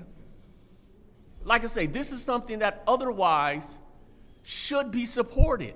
Yeah. But the way things are brought forward, it makes it hard to say after the fact, because we approve this $20,000 now. What real programs can you get up before they go back to school? Yeah. I can have somebody here on Monday, like if you guys want to move it to council. I'm and then we can. not going to vote to move this to special affairs. That's fine. Madam Chair. Go ahead. And I don't know if any other colleagues want to speak on this, but I would like to make a motion to leave this resolution here in finance. Oh, you did? Okay. I'll withdraw your that motion. motion. That's it. Okay. Go ahead. Hi. I think you might have answered it and I You're didn't the hear it, so I chairman. apologize. I'm sorry, what was that? You need to ask the chair for the floor. Oh, I'm so sorry, Judy. Madam Chair. Go ahead. Thank you. My apologies. And you might have already answered it, but what's some of the programming that is going to get done, and what's the timeline on it? I don't know. Oh. I know that they were working on a plan. I'm not usually included in those talks. Okay. Like, that's outside of what I do, so. No, I understand. So you were just here to discuss the financial piece with us? Yeah. I completely understand. Madam Chair, I'd like to make a motion to leave this here in finance. Oh, you want to talk? No problem. I withdraw my motion. Is there any other discussion? Is there any other discussion? Okay, now I'll take my time. So I know that the fire department has money in their budget for promotions. The police did not. If they knew this was coming, they should have added it to their budget, asked for a revision to their budget, something. The only thing I could see right now that would be good for safe space, if they're talking about reading through it, is Back to the Bricks is the only thing that's basically major left. Oh, 8-10 days, which we know was a problem last year. So I think that lack of planning on their part does not constitute an emergency on our part. Okay. So I will make the motion to, oh, go ahead. All right. All right, second round. I know, right? Go ahead, Mr. Pfeiffer. I guess I'm confused because the mayor has a $75,000, like, he can just spend money so why is this before us? Because they would like the money to come from the general fund. Like, because they did not budget for this back in December or November when we worked on the budget, this didn't come up. So, yeah, I would love to have somebody here to know exactly how this dollars are going to be spent, because I have an issue with promotion and dollars being spent for promotion, especially when I think yesterday we got a postcard in the mail from the mayor's office on stationery from the mayor that says, "Thank you for your support," during a campaign season. I didn't get that. Yeah, I didn't well, get that. So, I think it was addressed to my wife, because I don't think they would have sent it to me. You got one? Yeah, so you got one too. So, like, I got a hard time approving dollars for promotion when the mayor's office has money to spend sending postcards or letters out, saying thank you for your support on company letter, or on city letterhead. So that's my issue with this. I want to know exactly how they plan to promote and how these dollars are being spent. I'll let them know. Tell them they gotta get a Thank plan. you. With that being said, I'll make a motion. I win. to leave this in finance. The council, motion to leave 260261 in finance made by Councilman in the 8th Ward, supported by the Councilwoman in the 7th Ward. Roll call, Madam Clerk.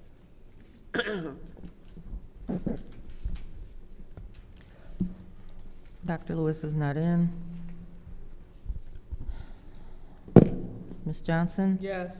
Ms. Priestley? Yes. Ms. Winfrey Carter? Yes. Ms. Burns is not in. Ms. Mashat? Yes. Mr. Pfeiffer? Yes. Mr. Jarrett? Yes. Mr. Alaming? The vote is 7 yes, 0 no. The vote is 7 yes, 0 no. That will be on our next finance agenda. Let me put this note in here, okay. Our next separation is 260262, approve a subrecipient agreement with Soberhood's opioid remediation services. I'll entertain a motion. Madam Chair, Go ahead. make a motion to send this to council. There's a motion by the councilwoman on the 7th ward to send 260262 to council. Is there support? Support. Supported by the councilwoman in the 3rd ward. Is there any discussion? Madam Yeah. Chair. Oh. Yeah. Mr. Yes. Pfeiffer? Yes, Madam Chair. I'll just be a quick Okay, minute. go ahead, Ms. Um, Carter. I separated this because I will not support this to move on to council at this point. So that's why I separated it. I need to read on this and, just do my research. So I'll yield the floor to back to you, Madam Chair. Thank you. Mr. Pfeiffer? Thank you, Madam Chair. Yeah, I won't be supporting this either. I think the city should not be in the business of funding startup nonprofits. I think if this was a match program or an established nonprofit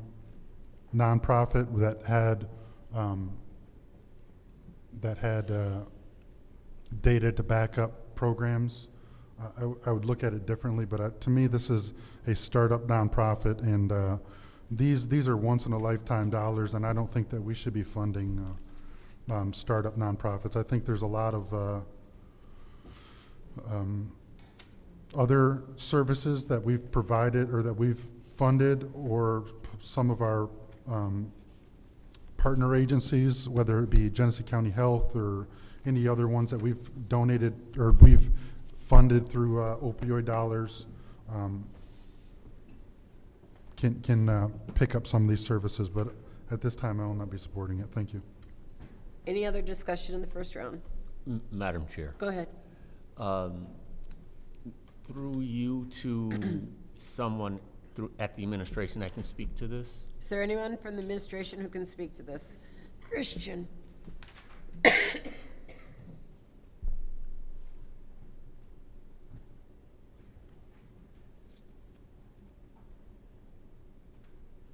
should put him on roller skates.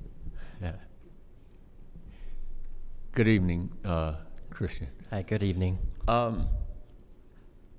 How did this request come forward? Was there an RFP that was issued and this was in response to RFP, or how did this come about? No, there was not an RFP. The proposal was submitted through the mayor's office. Okay, so I'm going to say it like this, and I don't mean it to be this blunt necessarily, but somewhat of an unsolicited request. We weren't requesting proposals. It was just brought forward, hey, I have a program that I believe would serve the community well, and I'm requesting sponsorship or grant dollars. I wouldn't disagree with that categorization. Okay. What is meant by subrecipient in this title? That's just terminology. I mean, the city would be the recipient of the opioid funds, and this organization is a sub-recipient of the funds. And Okay. so therefore the funds are restricted in the same way that the city is restricted. Okay, so not necessarily that they're working through another agency, because No. I saw sober house written into the one of the lines on here, and it's not that they're necessarily, the funds are flowing through sober house, but their services are in collaboration with sober house. Correct. All right. Yes. Okay, that's sort of the clarity that I wanted. I don't have anything further. Thank you. I yield. Thank you. Anyone else? Oh, Councilwoman in 7th Ward. Thank you, Madam Chair. So, I think what I'll do, just to give my other colleagues who are absent an opportunity to weigh in on this, I will go ahead and make a motion to leave it here in finance. There's a motion on the floor to leave 260262 in finance. Is there support? Support. Supported by the councilwoman in the 3rd Ward. Roll call, Madam Clerk.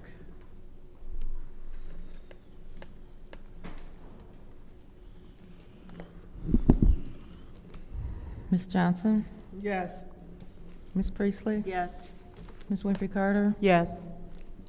Ms. Burns is absent. Ms. Mashat? Yes. Mr. Pfeiffer? No. Mr. Jarrett? Yes. Mr. Alamin is not in.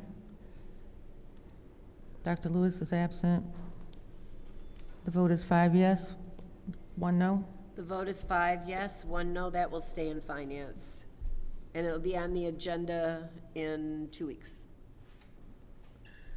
Our last separation is 260269 to approve the 2026 to 2031 Consolidated Plan, 2026 to 27 Annual Action Plan, U.S. Department of Housing and Urban Development, Community Development Block Grant, Home Investment Partnerships, and Emergency Solutions Grants.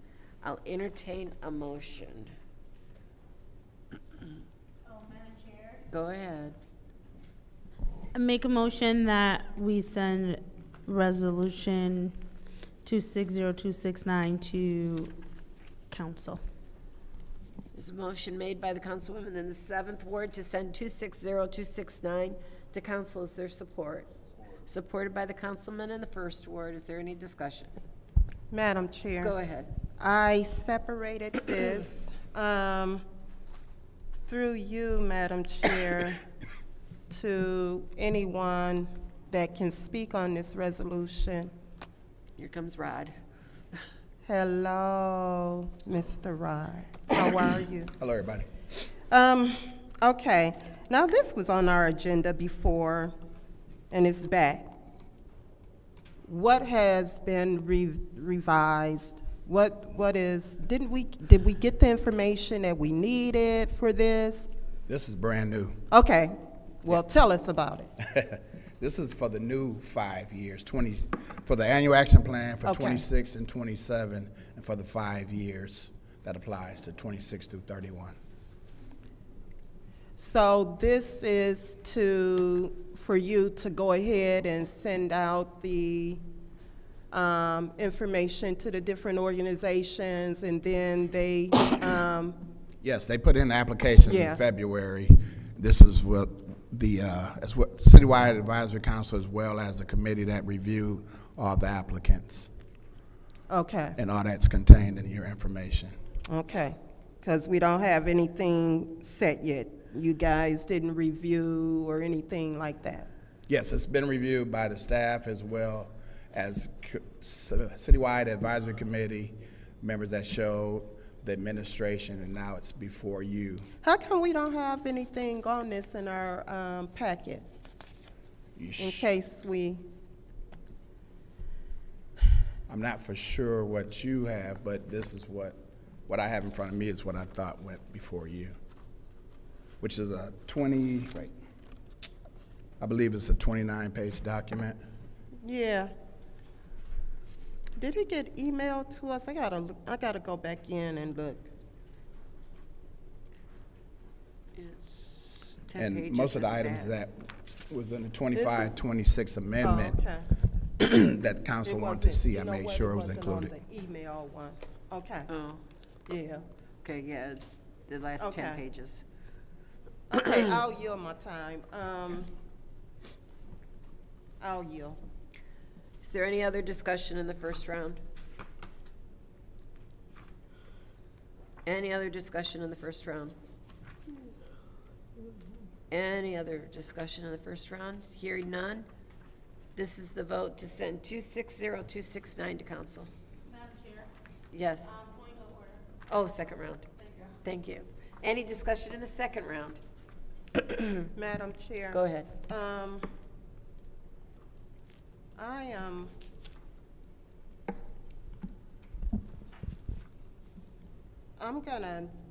I'm not gonna be able to, support it moving to council, but I'm sure it's gonna move to council. I'm just not gonna be able to. I need to read over this and make sure, and I probably read over it before, but we've been on vacation and then I was out, so I need to do my homework. Okay. Any other discussion in the second round? Any other discussion in the second round? Seeing none, this is the vote to send 260269 to council.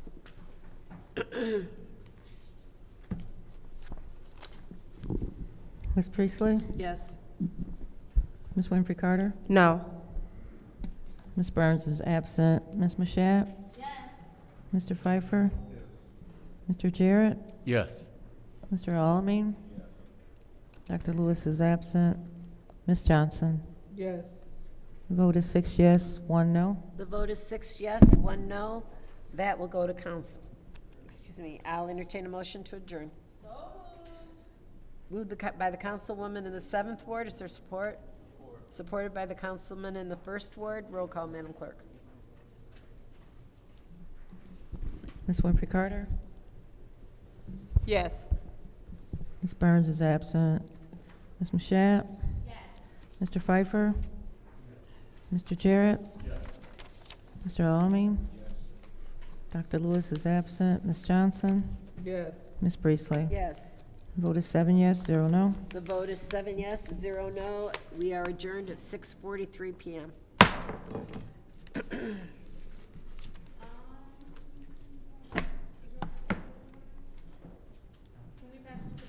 Absolutely.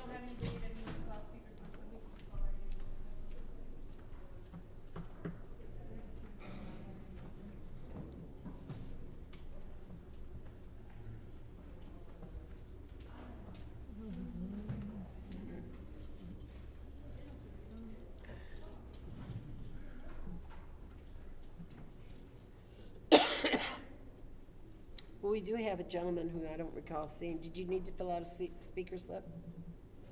He was back there. Oh, he was back there. Okay, I didn't see him.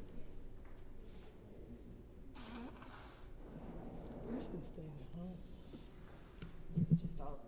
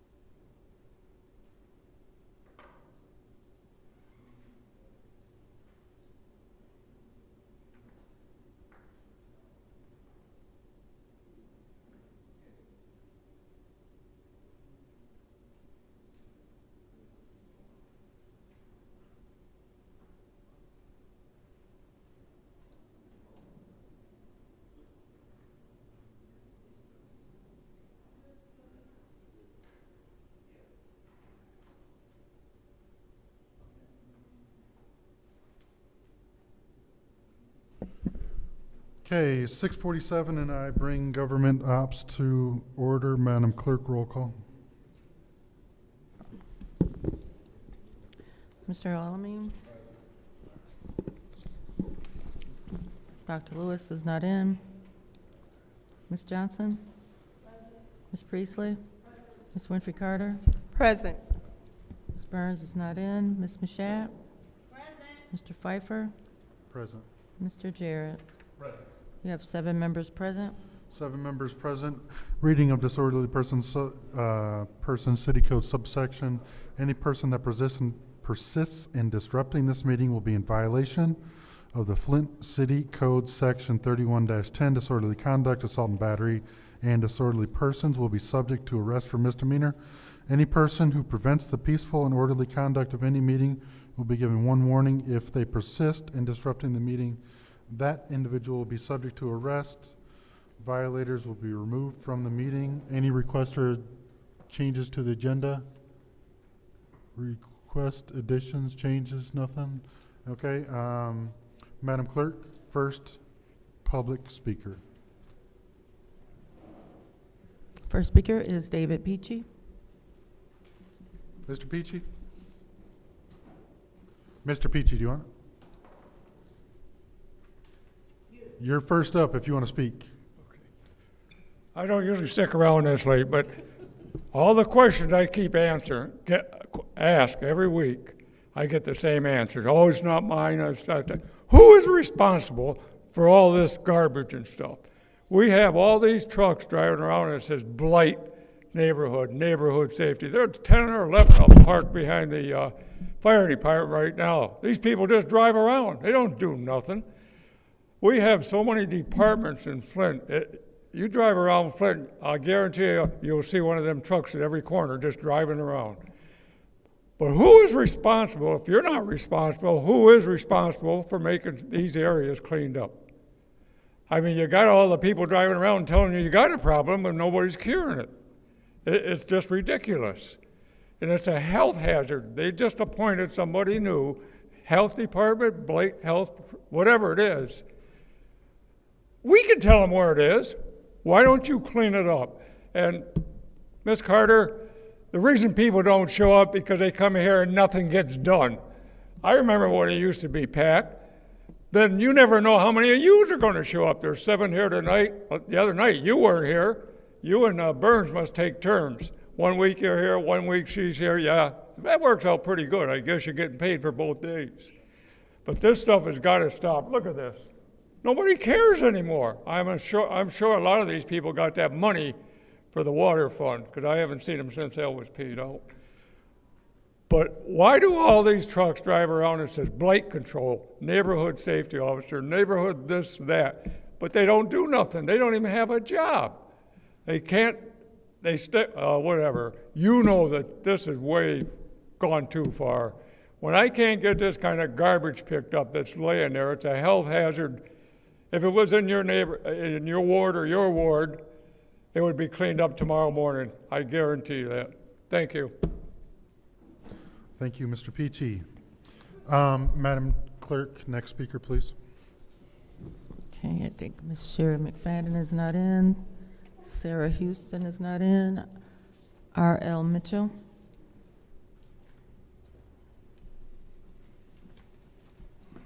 I'm R.L. Mitchell, speaking on this safe spot, whatever that, how you announce that, like the young lady that Christian brought in from New Jersey. She's doing the right thing by taking over these houses that human trafficking, and people don't announce that, and giving the women with babies 6 months to live in the house until they can get further help. And the grants for the police, reason why the police didn't accept the grants, because they only going to send the peoples who trapped in these group homes, human trafficking, back over to the county, and they refuse to get their medication. They get chemical unbalance, and they end up dying. Like 19 of them within a year died over there, teenagers, and automatic. They ain't no, because the ones that supposed to be going to prison, them dudes just do minor situation, them the one that die. And nobody saying nothing about it, but the young lady would come from New Jersey where Christian brought in to Flint.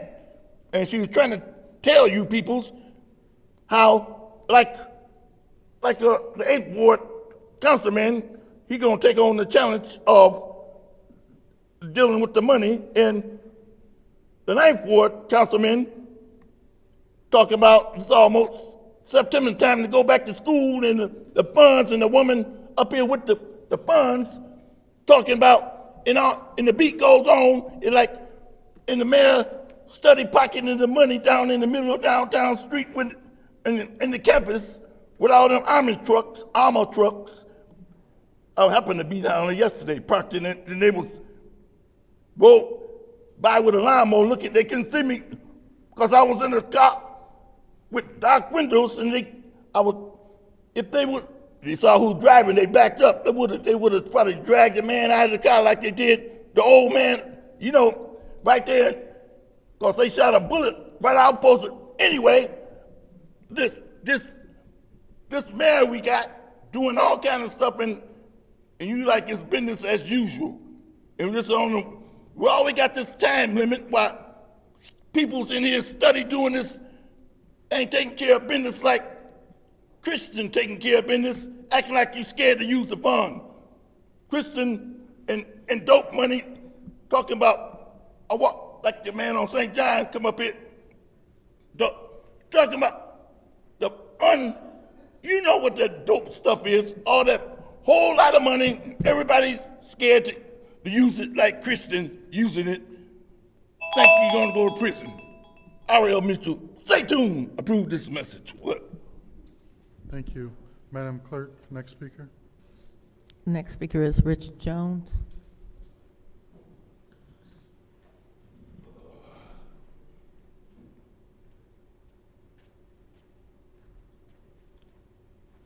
How y'all doing?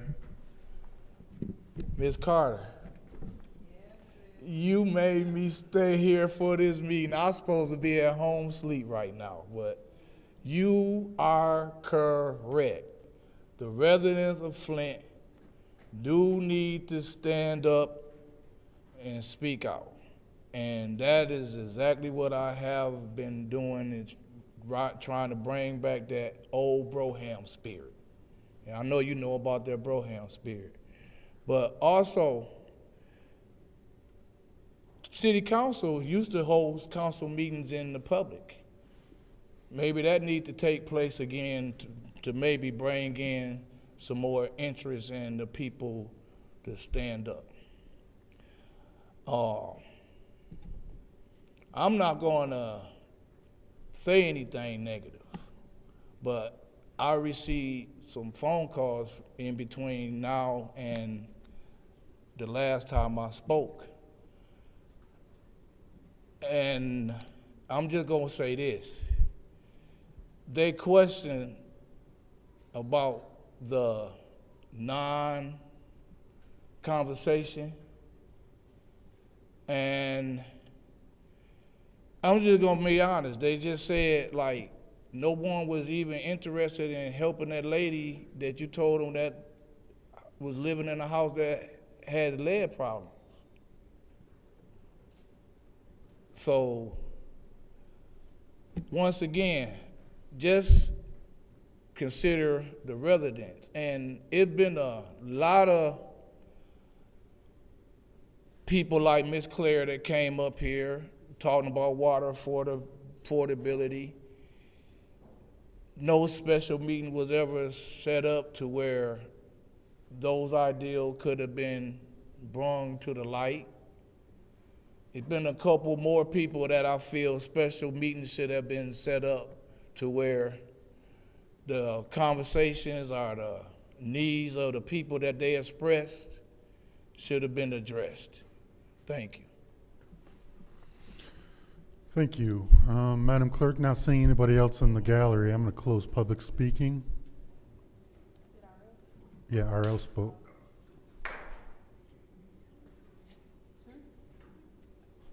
Unless there is a Mary Wright, that's the only other individual that we had. Yeah, okay. Council response, anyone from the council wish to respond to the public? Mr. Chair. Anyone else? Mr. Chair. Good. Good. Good. Councilwoman in the 7th Ward. Don't help him. Anyway, right. Mr. Peachy, I completely understand your frustration. I do want to say this, though. Even though where you are, it may not always seem like it, but we have a very hard-working Blight team. They, from 7 a.m. until when they get off, I understand, I'm going to finish, though. From 7 a.m. until when they are done, they are working nonstop in the city. What I can do is make sure that your problem is brought to their attention and brought to the forefront.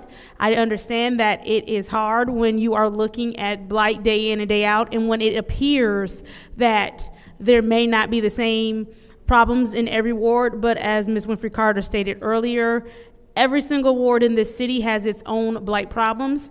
But as we've said time and time again, when it comes to maybe wards 1 through 4, there definitely needs to be just more put toward those areas, and especially in Ward 4, where we have a lot of homes that have been, burned down. They have whatever the issues, and so people find it easier just to go and dump there. I think that just more support needs to go toward Ms. Priestley and the work that she is doing. She has managed to get houses demoed. She's managed to get areas cleaned up in the 4th Ward. There has been forward movement, but sometimes what happens when there's so much, it's hard to see the progress that is made. But I will commit to going to check out that area that you did show us, Mr. Peachy, in your absence. I will commit to going to check out the area that you did show us, and I will work with Councilwoman Priestley to make sure that,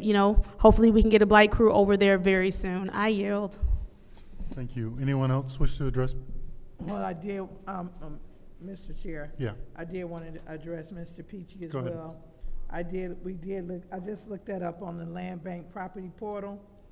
And again, I think Ward 4, 3, 2, and 1, we experienced a lot of blight issues.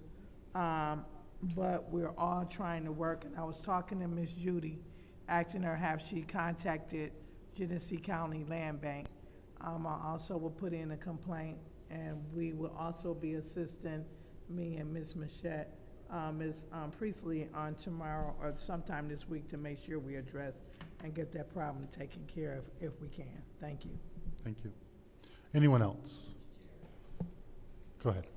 So our blight team doesn't do land bank properties. And so that's a misconception that I think Mr. Peachy has, is that we can just ask our team to go out and take care of the land bank properties.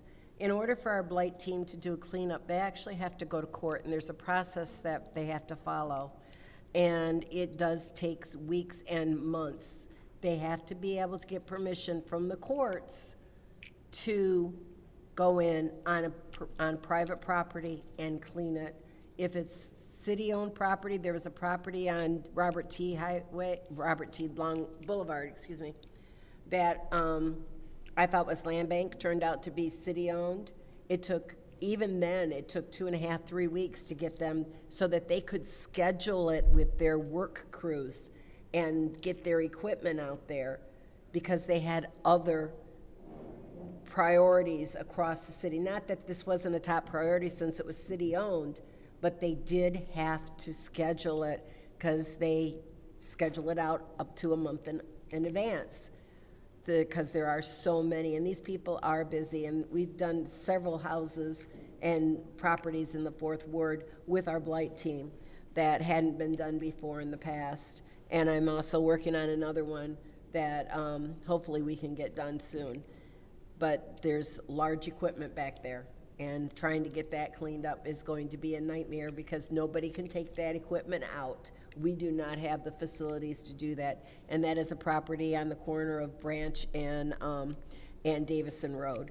So we do our best, we work hard, we know our wards, and we know where the problem spots are. And unfortunately, the problem spots get more of my attention than the good spots, and so people in the other areas don't know. Thank you. Thank you.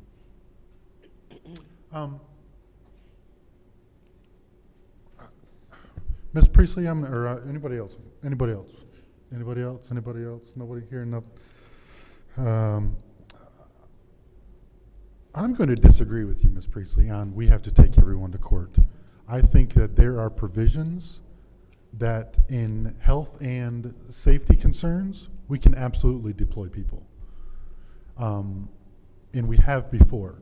So if it's a detrimental safety hazard, we can absolutely deploy people and take care of the thing and deal with it after the fact. We don't need to take everything to court. There were properties when the mayor still did stuff back in the day. We didn't take stuff to court. We've taken several Yeah. problem charges. So not everything needs to be going to court, and I would say that to Mr. Peachy's point, who is responsible, and the buck stops with the mayor. We've been lied to for 5 years on the NSO stuff. We've got no, as far as I'm concerned, we've got no progress on NSOs. I've had many meetings with the administrations about the lack of progress or the lack of work of NSOs and contributing nothing to the improvement of our city. So Mr. Peachy isn't wrong. He isn't wrong. Nothing gets done. So I'll leave it at that. On to the consent agenda. Is there a motion? I make a motion to send the consent agenda to council. Moved by 4, supported by 7. Any separations? Any separations? I'm going to separate 260, 260.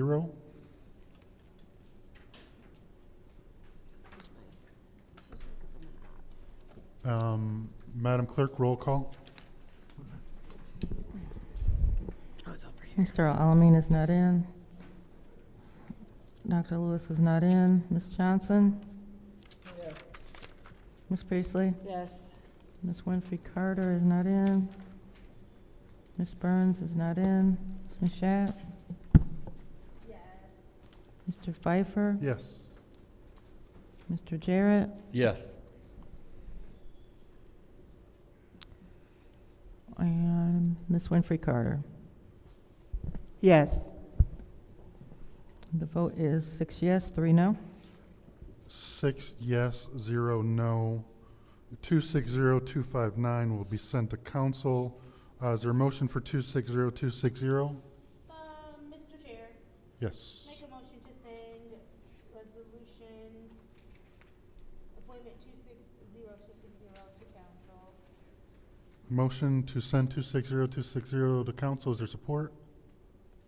Supported by 4. Who's eating? Who's eating right now? Any discussion in the first round? Sure, because I want to know why you separated. Yeah. Mr. Chair, Yeah. I would like to know why you separated it. Because there are spelling errors that I want to correct. And we need to, I want it to be, if we're going to appoint somebody, I think that their name should be spelled correctly.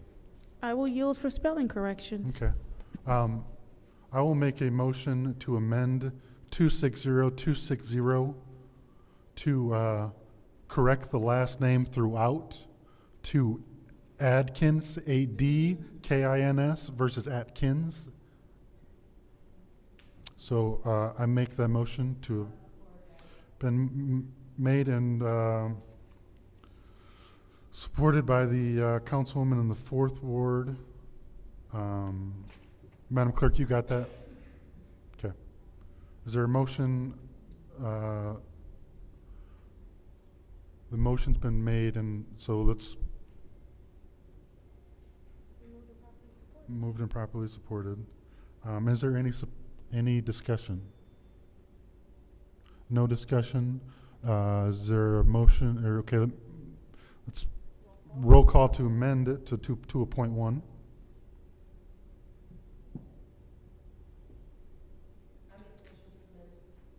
No, we already did. It's just roll call. Dr. Lewis is not in. Ms. Johnson? Ms. Priestley? Ms. Winfrey Carter? Yes. Ms. Burns is not in. Ms. Mashat? Yes. Mr. Pfeiffer? Yes. Mr. Jarrett? Yes. Mr. Alamin is not in. Vote is 6 yes, 0 no. 6 yes, 0 no. Is there a motion to send the .1 to council? It's been moved and supported by the 4th Ward with no food in her mouth. Is there any discussion in the first round? Hearing none, Madam Clerk, roll call to send 260.1 to council. Ms. Johnson? Yes. Ms. Priestley? Yes. Ms. Winfrey Carter? Yes. Ms. Burns is absent. Ms. Mashat? Yes. Mr. Pfeiffer? Yes. Mr. Jarrett? Yes. Mr. Alamin is not in. Dr. Lewis is absent. The vote is 6 yes, 0 no. 6 yes, 0 no. That moved to council. On to the special orders. First discussion item 260286, a discussion item about internet issues, a discussion item requested by President Mashat in order to allow a discussion, there's a lot of word discussion in there, about internet issues. Hurry up before the internet goes out. Thank you. I think that 15, 20 minutes might be enough. 15 minutes might be enough for this discussion. Just I'll in order case. 10 minutes without objection. I object. 15 minutes, please. Okay. Again, the reason that we need to have this discussion, it does say discussion here a lot. That is funny. It seems like every week there are 1 to 2 internet outages where we'll receive emails saying the internet is down, and even if it's not citywide, there are times when it's just a particular department that is impacted by it. This has been going on for quite some time now, and I just wanted to hear from the administration on how this is being addressed moving forward, because I'm sure we're not missing paying a bill if we've not already paid it in full. So is there anyone from the administration, Mr. Chair? Is there anybody? I see him, but I still have to ask. I'm not like Judy. You can just get somebody. Hello. Hello. If you could just state your name and your position, please. Zach, Network Administrator. Can you say that again slowly? Zach, Network Administrator. Zach, Network Administrator. Thank you for joining us this evening. I've already stated the concern, and so I'm just wondering, moving forward, how many internet outages have we had? I'll take it light, in the past 2 months. Well, the issues didn't start till July 15th specifically, but 3 since then. So that's when we've been working with AT&T, and frankly, I haven't been satisfied with their competence as far as locating the root cause of our issues and solving them. But when we signed up to do the BSA cloud migration, I started the process in January of building a redundancy within this building. You guys approved the money for that in, I believe, May. I got my quotes together, I think in January and May, we got the approval, and the wiring was completed like 2 weeks ago. So I've been building out that network with our new switching and stuff like that. That's gonna be coming in next year, but that's not really relevant to the issues we're having. With that said, we are gonna be beginning a service with Comcast. We have a fiber circuit installed. It just needs to be rerouted from the north building where it was installed into my data center. Once we do that, we're going to integrate it into our firewall, and then it's going to become our primary connection, because my discussions with Comcast have told me that they have a 4-hour SLA on reporting an issue to fully solved, and that beats the hell out of talking to India all night long trying to get issues fixed, and frankly being gaslit all night about Oh, we see the problem. Oh, we don't see the problem. And we might need to send somebody out. Oh, we actually don't need to send somebody out. And I've had 2 AT&T technicians come into my building here and not find any issues. They keep claiming there's an office in Flint, there's an office in Toledo, Detroit, and it could be any of those places. So they're currently monitoring the circuit to try and make sure that we don't have any more issues with it. But as far as I'm concerned, once I have Comcast in here, they will no longer be a primary point of service for this building. So when we say primary point of service for this building, are we saying that AT&T will still be the service provider for other buildings? No, they will be relegated to a backup connection for everybody. A backup connection. If they're relegated to a backup connection, I would imagine we had some sort of contract with them to be your primary connection, correct? No, we have a contract with them to be a connection. To be a connection. Yeah. And so if they're going from primary to backup, does that change the amount that the city is being charged for the service? It's a good question. I don't think it's likely that we would get any cheaper, but I don't know how that would work. Because typically when you have multiple connections, you load balance between the two. There are some other complications in there just because I have to coordinate with County 911. We have specific security tunnels between the different sites, not only them, but other places. So they have to be informed every time I make a change, so it becomes a process. I had spoken with the mayor not too long ago. I said I was probably about 30 to 60 days out from being completely done and migrated over. And that was like a week ago, so I'm still working through that. But fortunately for everybody, I started this work in January, so I'm almost done with it. So. Mm-hmm. And so when we contract with Comcast, do we have an amount for how much that is going to cost the city? We started the contract, I think they set it up in January or February, so we're already locked in and good to go. I want to say it's roughly like $2,000 a month or something, which is pretty typical for a circuit of this grade. And so how much are we paying AT&T right now to be primary? Like I said, that's a good question. But like I said, the pricing, they don't typically price circuits based on primary or secondary. It's just a connection.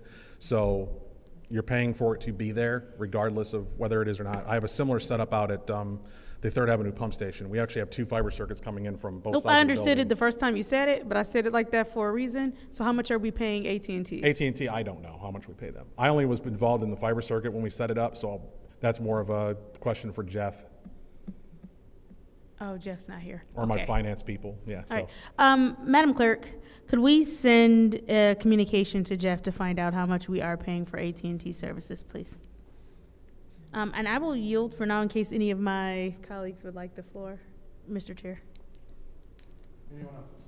Mr. Chair. Yeah, thank you. Good evening, Zach. Just want to make sure I'm clear because I'm having some concern about added expense. So we've been paying AT&T whatever we've been paying them, and then in January we added we're adding what Comcast? Yeah, we added a contract with Comcast for a circuit with them as a secondary provider for fiber connection. Okay, and that came this year? Yes. Okay, and that came before we were having problems. Yeah, I started this after we signed up to have BSNA move to the cloud, which is our primary ERP system, which means it's going to be a lot more riding on if our internet goes down, that's going to affect more things. Right now, internet goes down, it affects things, but like customer service doesn't go down because we host all those servers internally. Next year, that's going to be a cloud system, which means we lose AT&T, we lose BSNA. So that's when I said, okay, we need to add in a second circuit so that when all these things move to the cloud, if we lose one ISP, we have another one that'll pick up the slack. Okay, and that started, you say that expense started back in January. So yeah, that's not a new expense since we've been having internet since July. Yeah, like I said, 15. I started working on this at the beginning of the year. So. Okay, and that's what, because I understand and can see where my colleague in the 7th Ward was going with the expenses being added. But I now have a little bit more clarity on the fact that it didn't just, the expense was added as a backup first part of the year and not as a result of these outages and a response to that directly. Yeah, it's been in the works, and it's also just best practice. County 911 has multiple ISPs coming in. It's just it's the cost of being redundant. All right, thank you, I yield. Councilwoman in the fourth ward. So the problem last night with transmitting and tabulating the votes, was that a result of this, No, it that was a a result of the county apparently not having any network staff on call all week this week. I spoke with them yesterday, working with Barb Harrington, and we had everything set up on our end ready to go, but when I spoke to their only guy over there, he said, there is an issue with how it's set up and there's nobody here to fix it this week. And I said, cool. That was, Request for information. yeah. So if I heard correctly, Flint numbers did not get in on time last night because of the county. I believe that's what he said. Okay. As far as what on time is or isn't, I don't know. I just know that they couldn't fix our box. Yeah. And I was told Flint Township wasn't working either, according to the clerk's office, so I don't know. We were watching the results, and Genesee County wasn't coming in very fast, so it wasn't just Flint Township, it was, Yeah. and Flint, it was other things as well. Well then, phew, aren't you glad, Davina? Davina promised me she'd be out of here by 10 o'clock last night, and not having been transmitted, I went, what's the problem here? Okay, thank you very much. Yep. Okay. Anyone else on this discussion item? Then we will close it out at. Thank you. We will close it out. Next discussion item. Second Ward NSO position, a discussion item as requested by Second Ward Councilperson Lewis in order for allow a 10-minute discussion on hiring a Second Ward NSO from City Administrator and HR Director. I will yield to the Second Ward Councilperson. Okay, not here, then I will close out discussion item 260287. Is there a motion to adjourn? So moved. Moved and supported. Madam Clerk, roll call. Ms. Priestley. Ms. Priestley. Oh, yes. Ms. Winfrey Carter. Yes. Ms. Burns is absent. Ms. Mashat. Ms. Mashat. Yes. Mr. Pfeiffer. Yes. Mr. Jarrett. Yes. Mr. Alamin is not in. Dr. Lewis is absent. Ms. Johnson. Yes. Vote is 6 yes, 0 no. 6 yes, 0 no. We are adjourned at 7:19.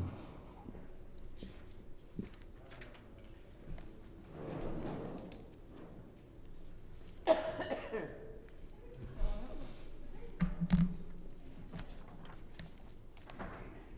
did the discussion the last committee, last council meeting.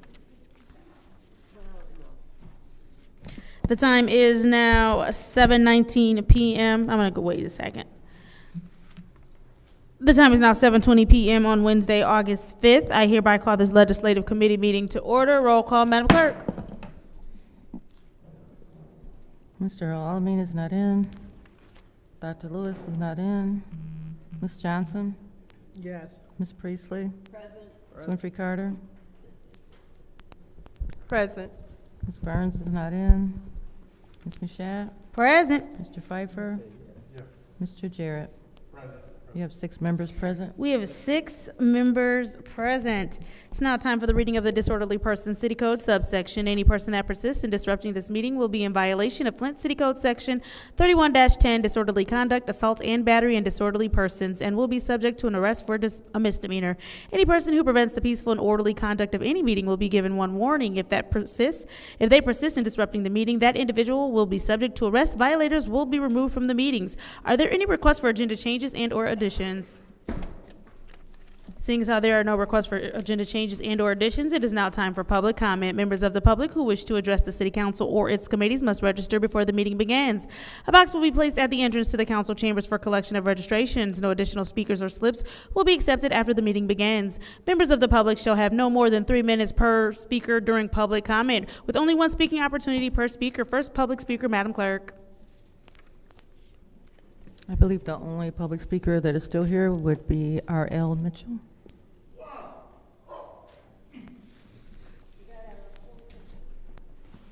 Hello, I'm R.L. Mitchell. For the record, you see how we deal New York and everybody, all the countries out there in America, especially, what's that let's see, that Viking country, we caught a fire the other day and all this smoke come over here, Minnesota. And as you see, we got bad transport, the film, the dude, like bad, no, they don't want to transparent what's going on in Flint.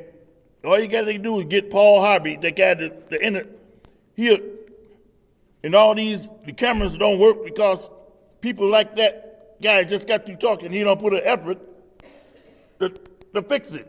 He asked the county across the street, and they say, ain't nobody here to fix it. And he said, oh, well, that's good then. He in cahoots with the Russian tapping in on our computers and stuff. Always go haywire and they don't give a care. They let the Flint police let them county peoples kill the Flint resident out, the juveniles out in the jailhouse with their medicine. Because they don't want their hands to be dirty and all that stuff. They ought to ask for the money like Chief Wiggins did. I mean, and he got it with the ambulance program. It ain't nothing but a killing machine in Flint, Michigan, to wipe out all the people who left. Like the guy said, whoever stays, we'll pay. That Mr. Peachy, not him, the other guy named, I can't always leave my mind his name, because anyway, you people know who said that, but we done swept the script. Those who stay will get paid big time with Tanya Burns when they get Bonehead out of his office and out and the Lansing and they're always naive with Flint peoples when people come up here messing with our funds and y'all looking like howdy doody when we come up here and speak talking about where our funds at and in the space over there in front of Mays Center, like they put a German family right in the front of the Mays family. That's what you call a free space. Right there, that's like them let the people figure it out. With all them old Home Street and DuPont, right there in front of the Mays Center. If you the peoples want to see how this stuff work in Flint with the money that we got left, they taking it away from us because time limit, because they act like we ain't got the sense enough to use it, and Lansing gonna take it back from us, and all that. Thank you very much, Mr. Mitchell. Madam Clerk, if I heard you correctly, that is our only public speaker. That's correct. It is now time for council response. Council members may respond once to all public speakers, only after all public speakers have spoken. An individual council member's response shall be limited to 2 minutes. Is there anyone who would like to respond during council response? Any council members? Seeing as how there is no one that would like to respond during council response, it is now time for the consent agenda. What is the pleasure of the body? Councilwoman in the 4th Ward. Make a motion to send the consent agenda to council. There's a motion to send the consent agenda to council by the councilwoman in the 4th Ward. Is there support? Moved and properly supported by the councilwoman in the 3rd Ward. Are there separations? Madam Chair. Don't do it. Yes, Ms. Winfrey Carter. I'm going to separate all of them. All right, there's a total separation. Let's get moving. Moving on to ordinance number 260270, which is the amendment ordinance Flint City Code Chapter 3, advertising and signs, Article 2, licenses and permits. What is the pleasure of the body? Madam Chair. Councilwoman in the 4th Ward. Motion to send to council. There is a motion to send 260270 to council. Is there support? Moved and properly supported by the councilwoman in the 3rd Ward. Is there discussion in the first round? Madam Chair. Councilwoman in the 4th Ward. So all these ordinances are basically, from what I'm reading or what I read, is changing the wording from the clerk to planning and development, so that the licensing will now go to that department from the clerks. Are we asking the clerk to Yes, I'm speak? asking All right, that Madam Clerk, question. would you go ahead and explain? Yes, that is the general purpose for these ordinances. All right, and the only other option, rather than just crossing out the word the clerk and putting the new department in, the only other changes I saw were basically from her or it or him, her, whatever, a tense pronoun. Changing the change. pronoun to Yep. neutral. Got it. That's correct as well? That's correct. Okay, thank you. Are you yielding? I'm yielding. All right, is there anyone else in the first round of discussion? Yeah. I'm gonna go with Councilman Pfeiffer. Through you to Madam Clerk. Madam Clerk, is this for first reading and we still have to publish these? Yes. So there's still a, Yeah. this is just to send for first reading? Yes. Are you yielding? Okay, Councilwoman in the Fifth Ward. Okay, Madam Chair, through you to Madam Clerk. So this is with, how many ordinances in this packet? This is for all of the ordinances in this packet, right? Correct. So, this has been something that's been in the works for almost 2 years. Okay. So when the emergency managers were here, the code was changed so that the responsibility for deciding which department would be over business licenses was moved to, well, the city administrator has that authority. And that was done by emergency management, but it wasn't enacted at that time. So since, I'd say over the last almost 10 to 15 years, the clerk's office has been doing licensing, but our capacity has lowered quite a bit. So this is being done in an effort to move this to business licensing. Business and community services, because they actually have the ability to enforce business licenses more so than the clerk's office. When that was brought up, I requested that every license be moved to that division, not just business licenses, because I didn't want it to be some here, some there. So this is being done in an effort to move all of the licenses that are currently done by the city clerk's office under the division of business and community services. Okay. Okay. I yield. Is there anyone else in the first round?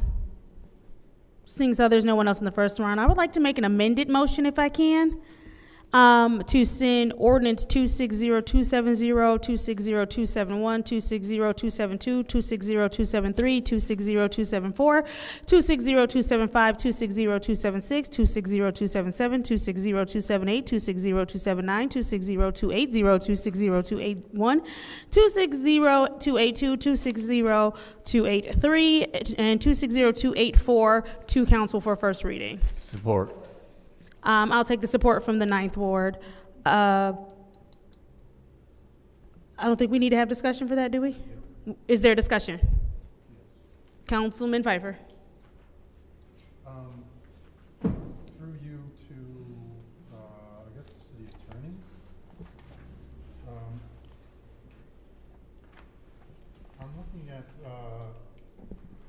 260274, this is the firing range ordinance.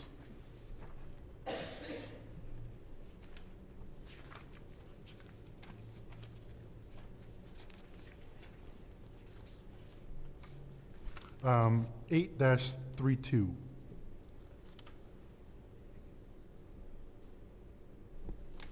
Yes, and what is the question? The question is, the wording on this says that, to me, it's it shall be the duty of the Department of Planning and Development and any person by, is that IT or is it the word it? 1 second, let me find that one in the pile here. You said 832? Is it designated, is that a correct term? Should be its. Or it's? Because to me, IT is, that looks,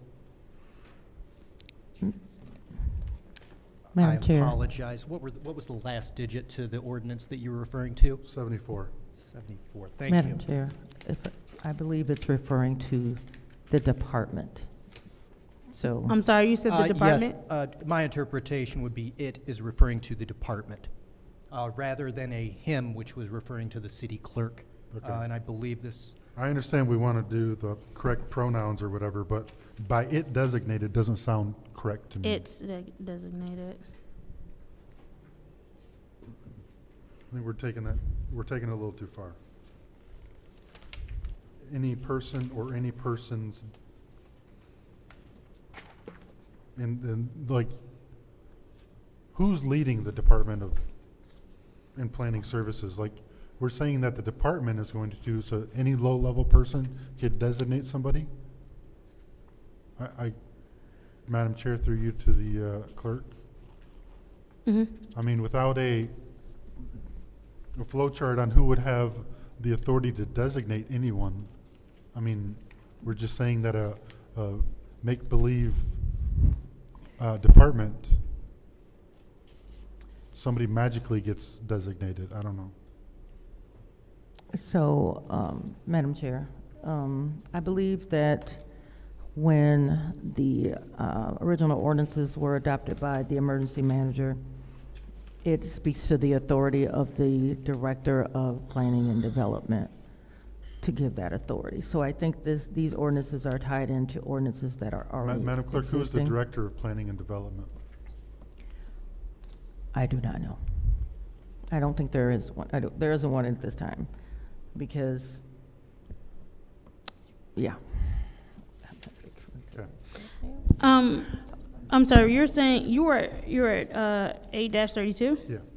So it shall be the duty of the Department of Planning and Development in any person or persons by its designated. By any person or person by it doesn't, that sentence does make sense once you say it. Yeah, it doesn't make sense. No, it does. It does? Yes. Okay. It's basically saying that any department designated by it.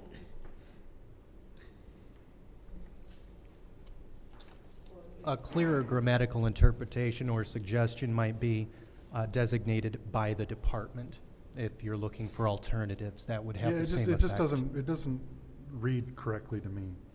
Well, it's using like old proper English, but it is correct. Any person or persons by it designated, meaning that's designated by it. You're just used to hearing it being said as designated by it, but the way it reads it is correct. Okay. Madam Clerk, through you, or Madam Chair, through you to the clerk. Do we have a dance licensing board? Because this is new to me. Like I see that the chief of police and the city administrator are on the dance licensing board. So who else is on the dance licensing board, Madam Clerk? What? So this is one of those instances we had spoken before about. There are a number of licenses that still exist in the code that need to be removed. I think that this is just the first step, just to move the business licensing portion of it and all those licenses.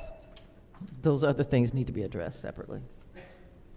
And it's also referring to teenage public dances, so there's that.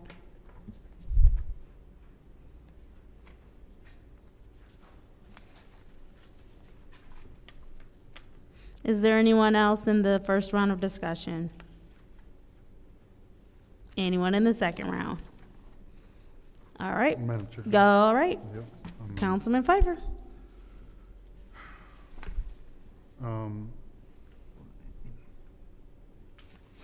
Through you to Madam Clerk. Madam Clerk, I know that we had I think it was a lawsuit that, or something or maybe it's part of the charter, that we're supposed to codify or catalog all of the ordinances. What's the status on that? So, Because to me, that should be done before we start reorganizing. so the codification was completed approximately 6 months ago. Okay.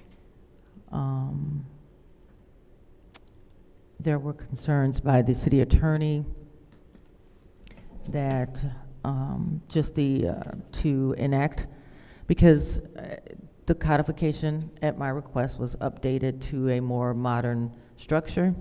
So it changed a lot of the numbers and the way that the code is organized.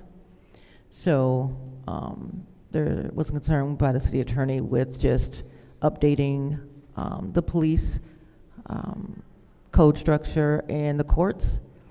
So that was being worked on, and to figure out how long that was going to take. But there is a draft ordinance to have the council adopt in order to effectuate that new codification. It was uploaded to the website a couple of months ago, because it is done, it's just waiting. And so that should be coming soon. Okay, because like I've tried to look up ordinances, and then I'll bring, okay, well, we're in violation of this ordinance, and then I send it to the city attorney. Oh no, that one's no longer valid, but I got it from the website. So how would general public be able to decipher what is a valid ordinance versus what is not a valid ordinance? And so it is a bit of a puzzle, you know, because you do have to go to the new legislation, and the website to see some of the newer ordinances. So that is why the request has been made to go ahead and make that live. But like I said, I believe that there was concern about, once it goes live, just making sure that the police have access to those new numbers, the transition, as well as the courts. So. Because there's an ordinance out there that says the DDA has to come to us before they raise parking rates, and they've never come to us. So I mean, as an elected official and a homeowner or resident, I have no idea what's valid and what's not valid. Correct. I will. You can finish. I will speak with Attorney Gurley, because I have been requested that ordinance to come before the body. It was one that was going to come at the same time as these, but it was just didn't want to overwhelm the body. But I will make sure that it's on for the next committees. We love being overwhelmed. I mean, we love being overwhelmed, especially with walk-ons. So, it was just, she was looking into making sure that they would be prepared and they'd have enough time to update what they need to update when it's adopted by the body. Thank you. Are you yielding? My time has expired. All right, anybody else in the second round? That said, this is the roll call vote to send all the aforementioned resolutions to City Council for first reading. Mr. Al-Alamin is not in. Dr. Lewis is not in. Ms. Johnson? Yes. Ms. Priestley? Yes. Ms. Winfrey Carter? Yes. Ms. Burns is not in. Ms. Mashat? Yes. Excuse me, Mr. Pfeiffer? Yes. Mr. Jarrett? Yes. The vote is 6 yes, 0 no. The vote is 6 yes, 0 no. Motion to adjourn. Those resolutions will be sent to council for first reading. There's a motion to adjourn from Councilman in the 8th Ward, supported by Councilwoman in the 4th Ward. Roll call, Madam Clerk. Dr. Lewis is not in. Ms. Johnson? Yes. Ms. Priestley? Yes. Ms. Winfrey Carter? Yes. Ms. Burns is not in. Ms. Mashat? Yes. Mr. Pfeiffer? Yes. Mr. Jarrett? Yes. Mr. Alamin is not in. The vote is 6 yes, 0 no. 6 yes, 0 no, 7:41 p.m. I hereby adjourn this legislative committee meeting.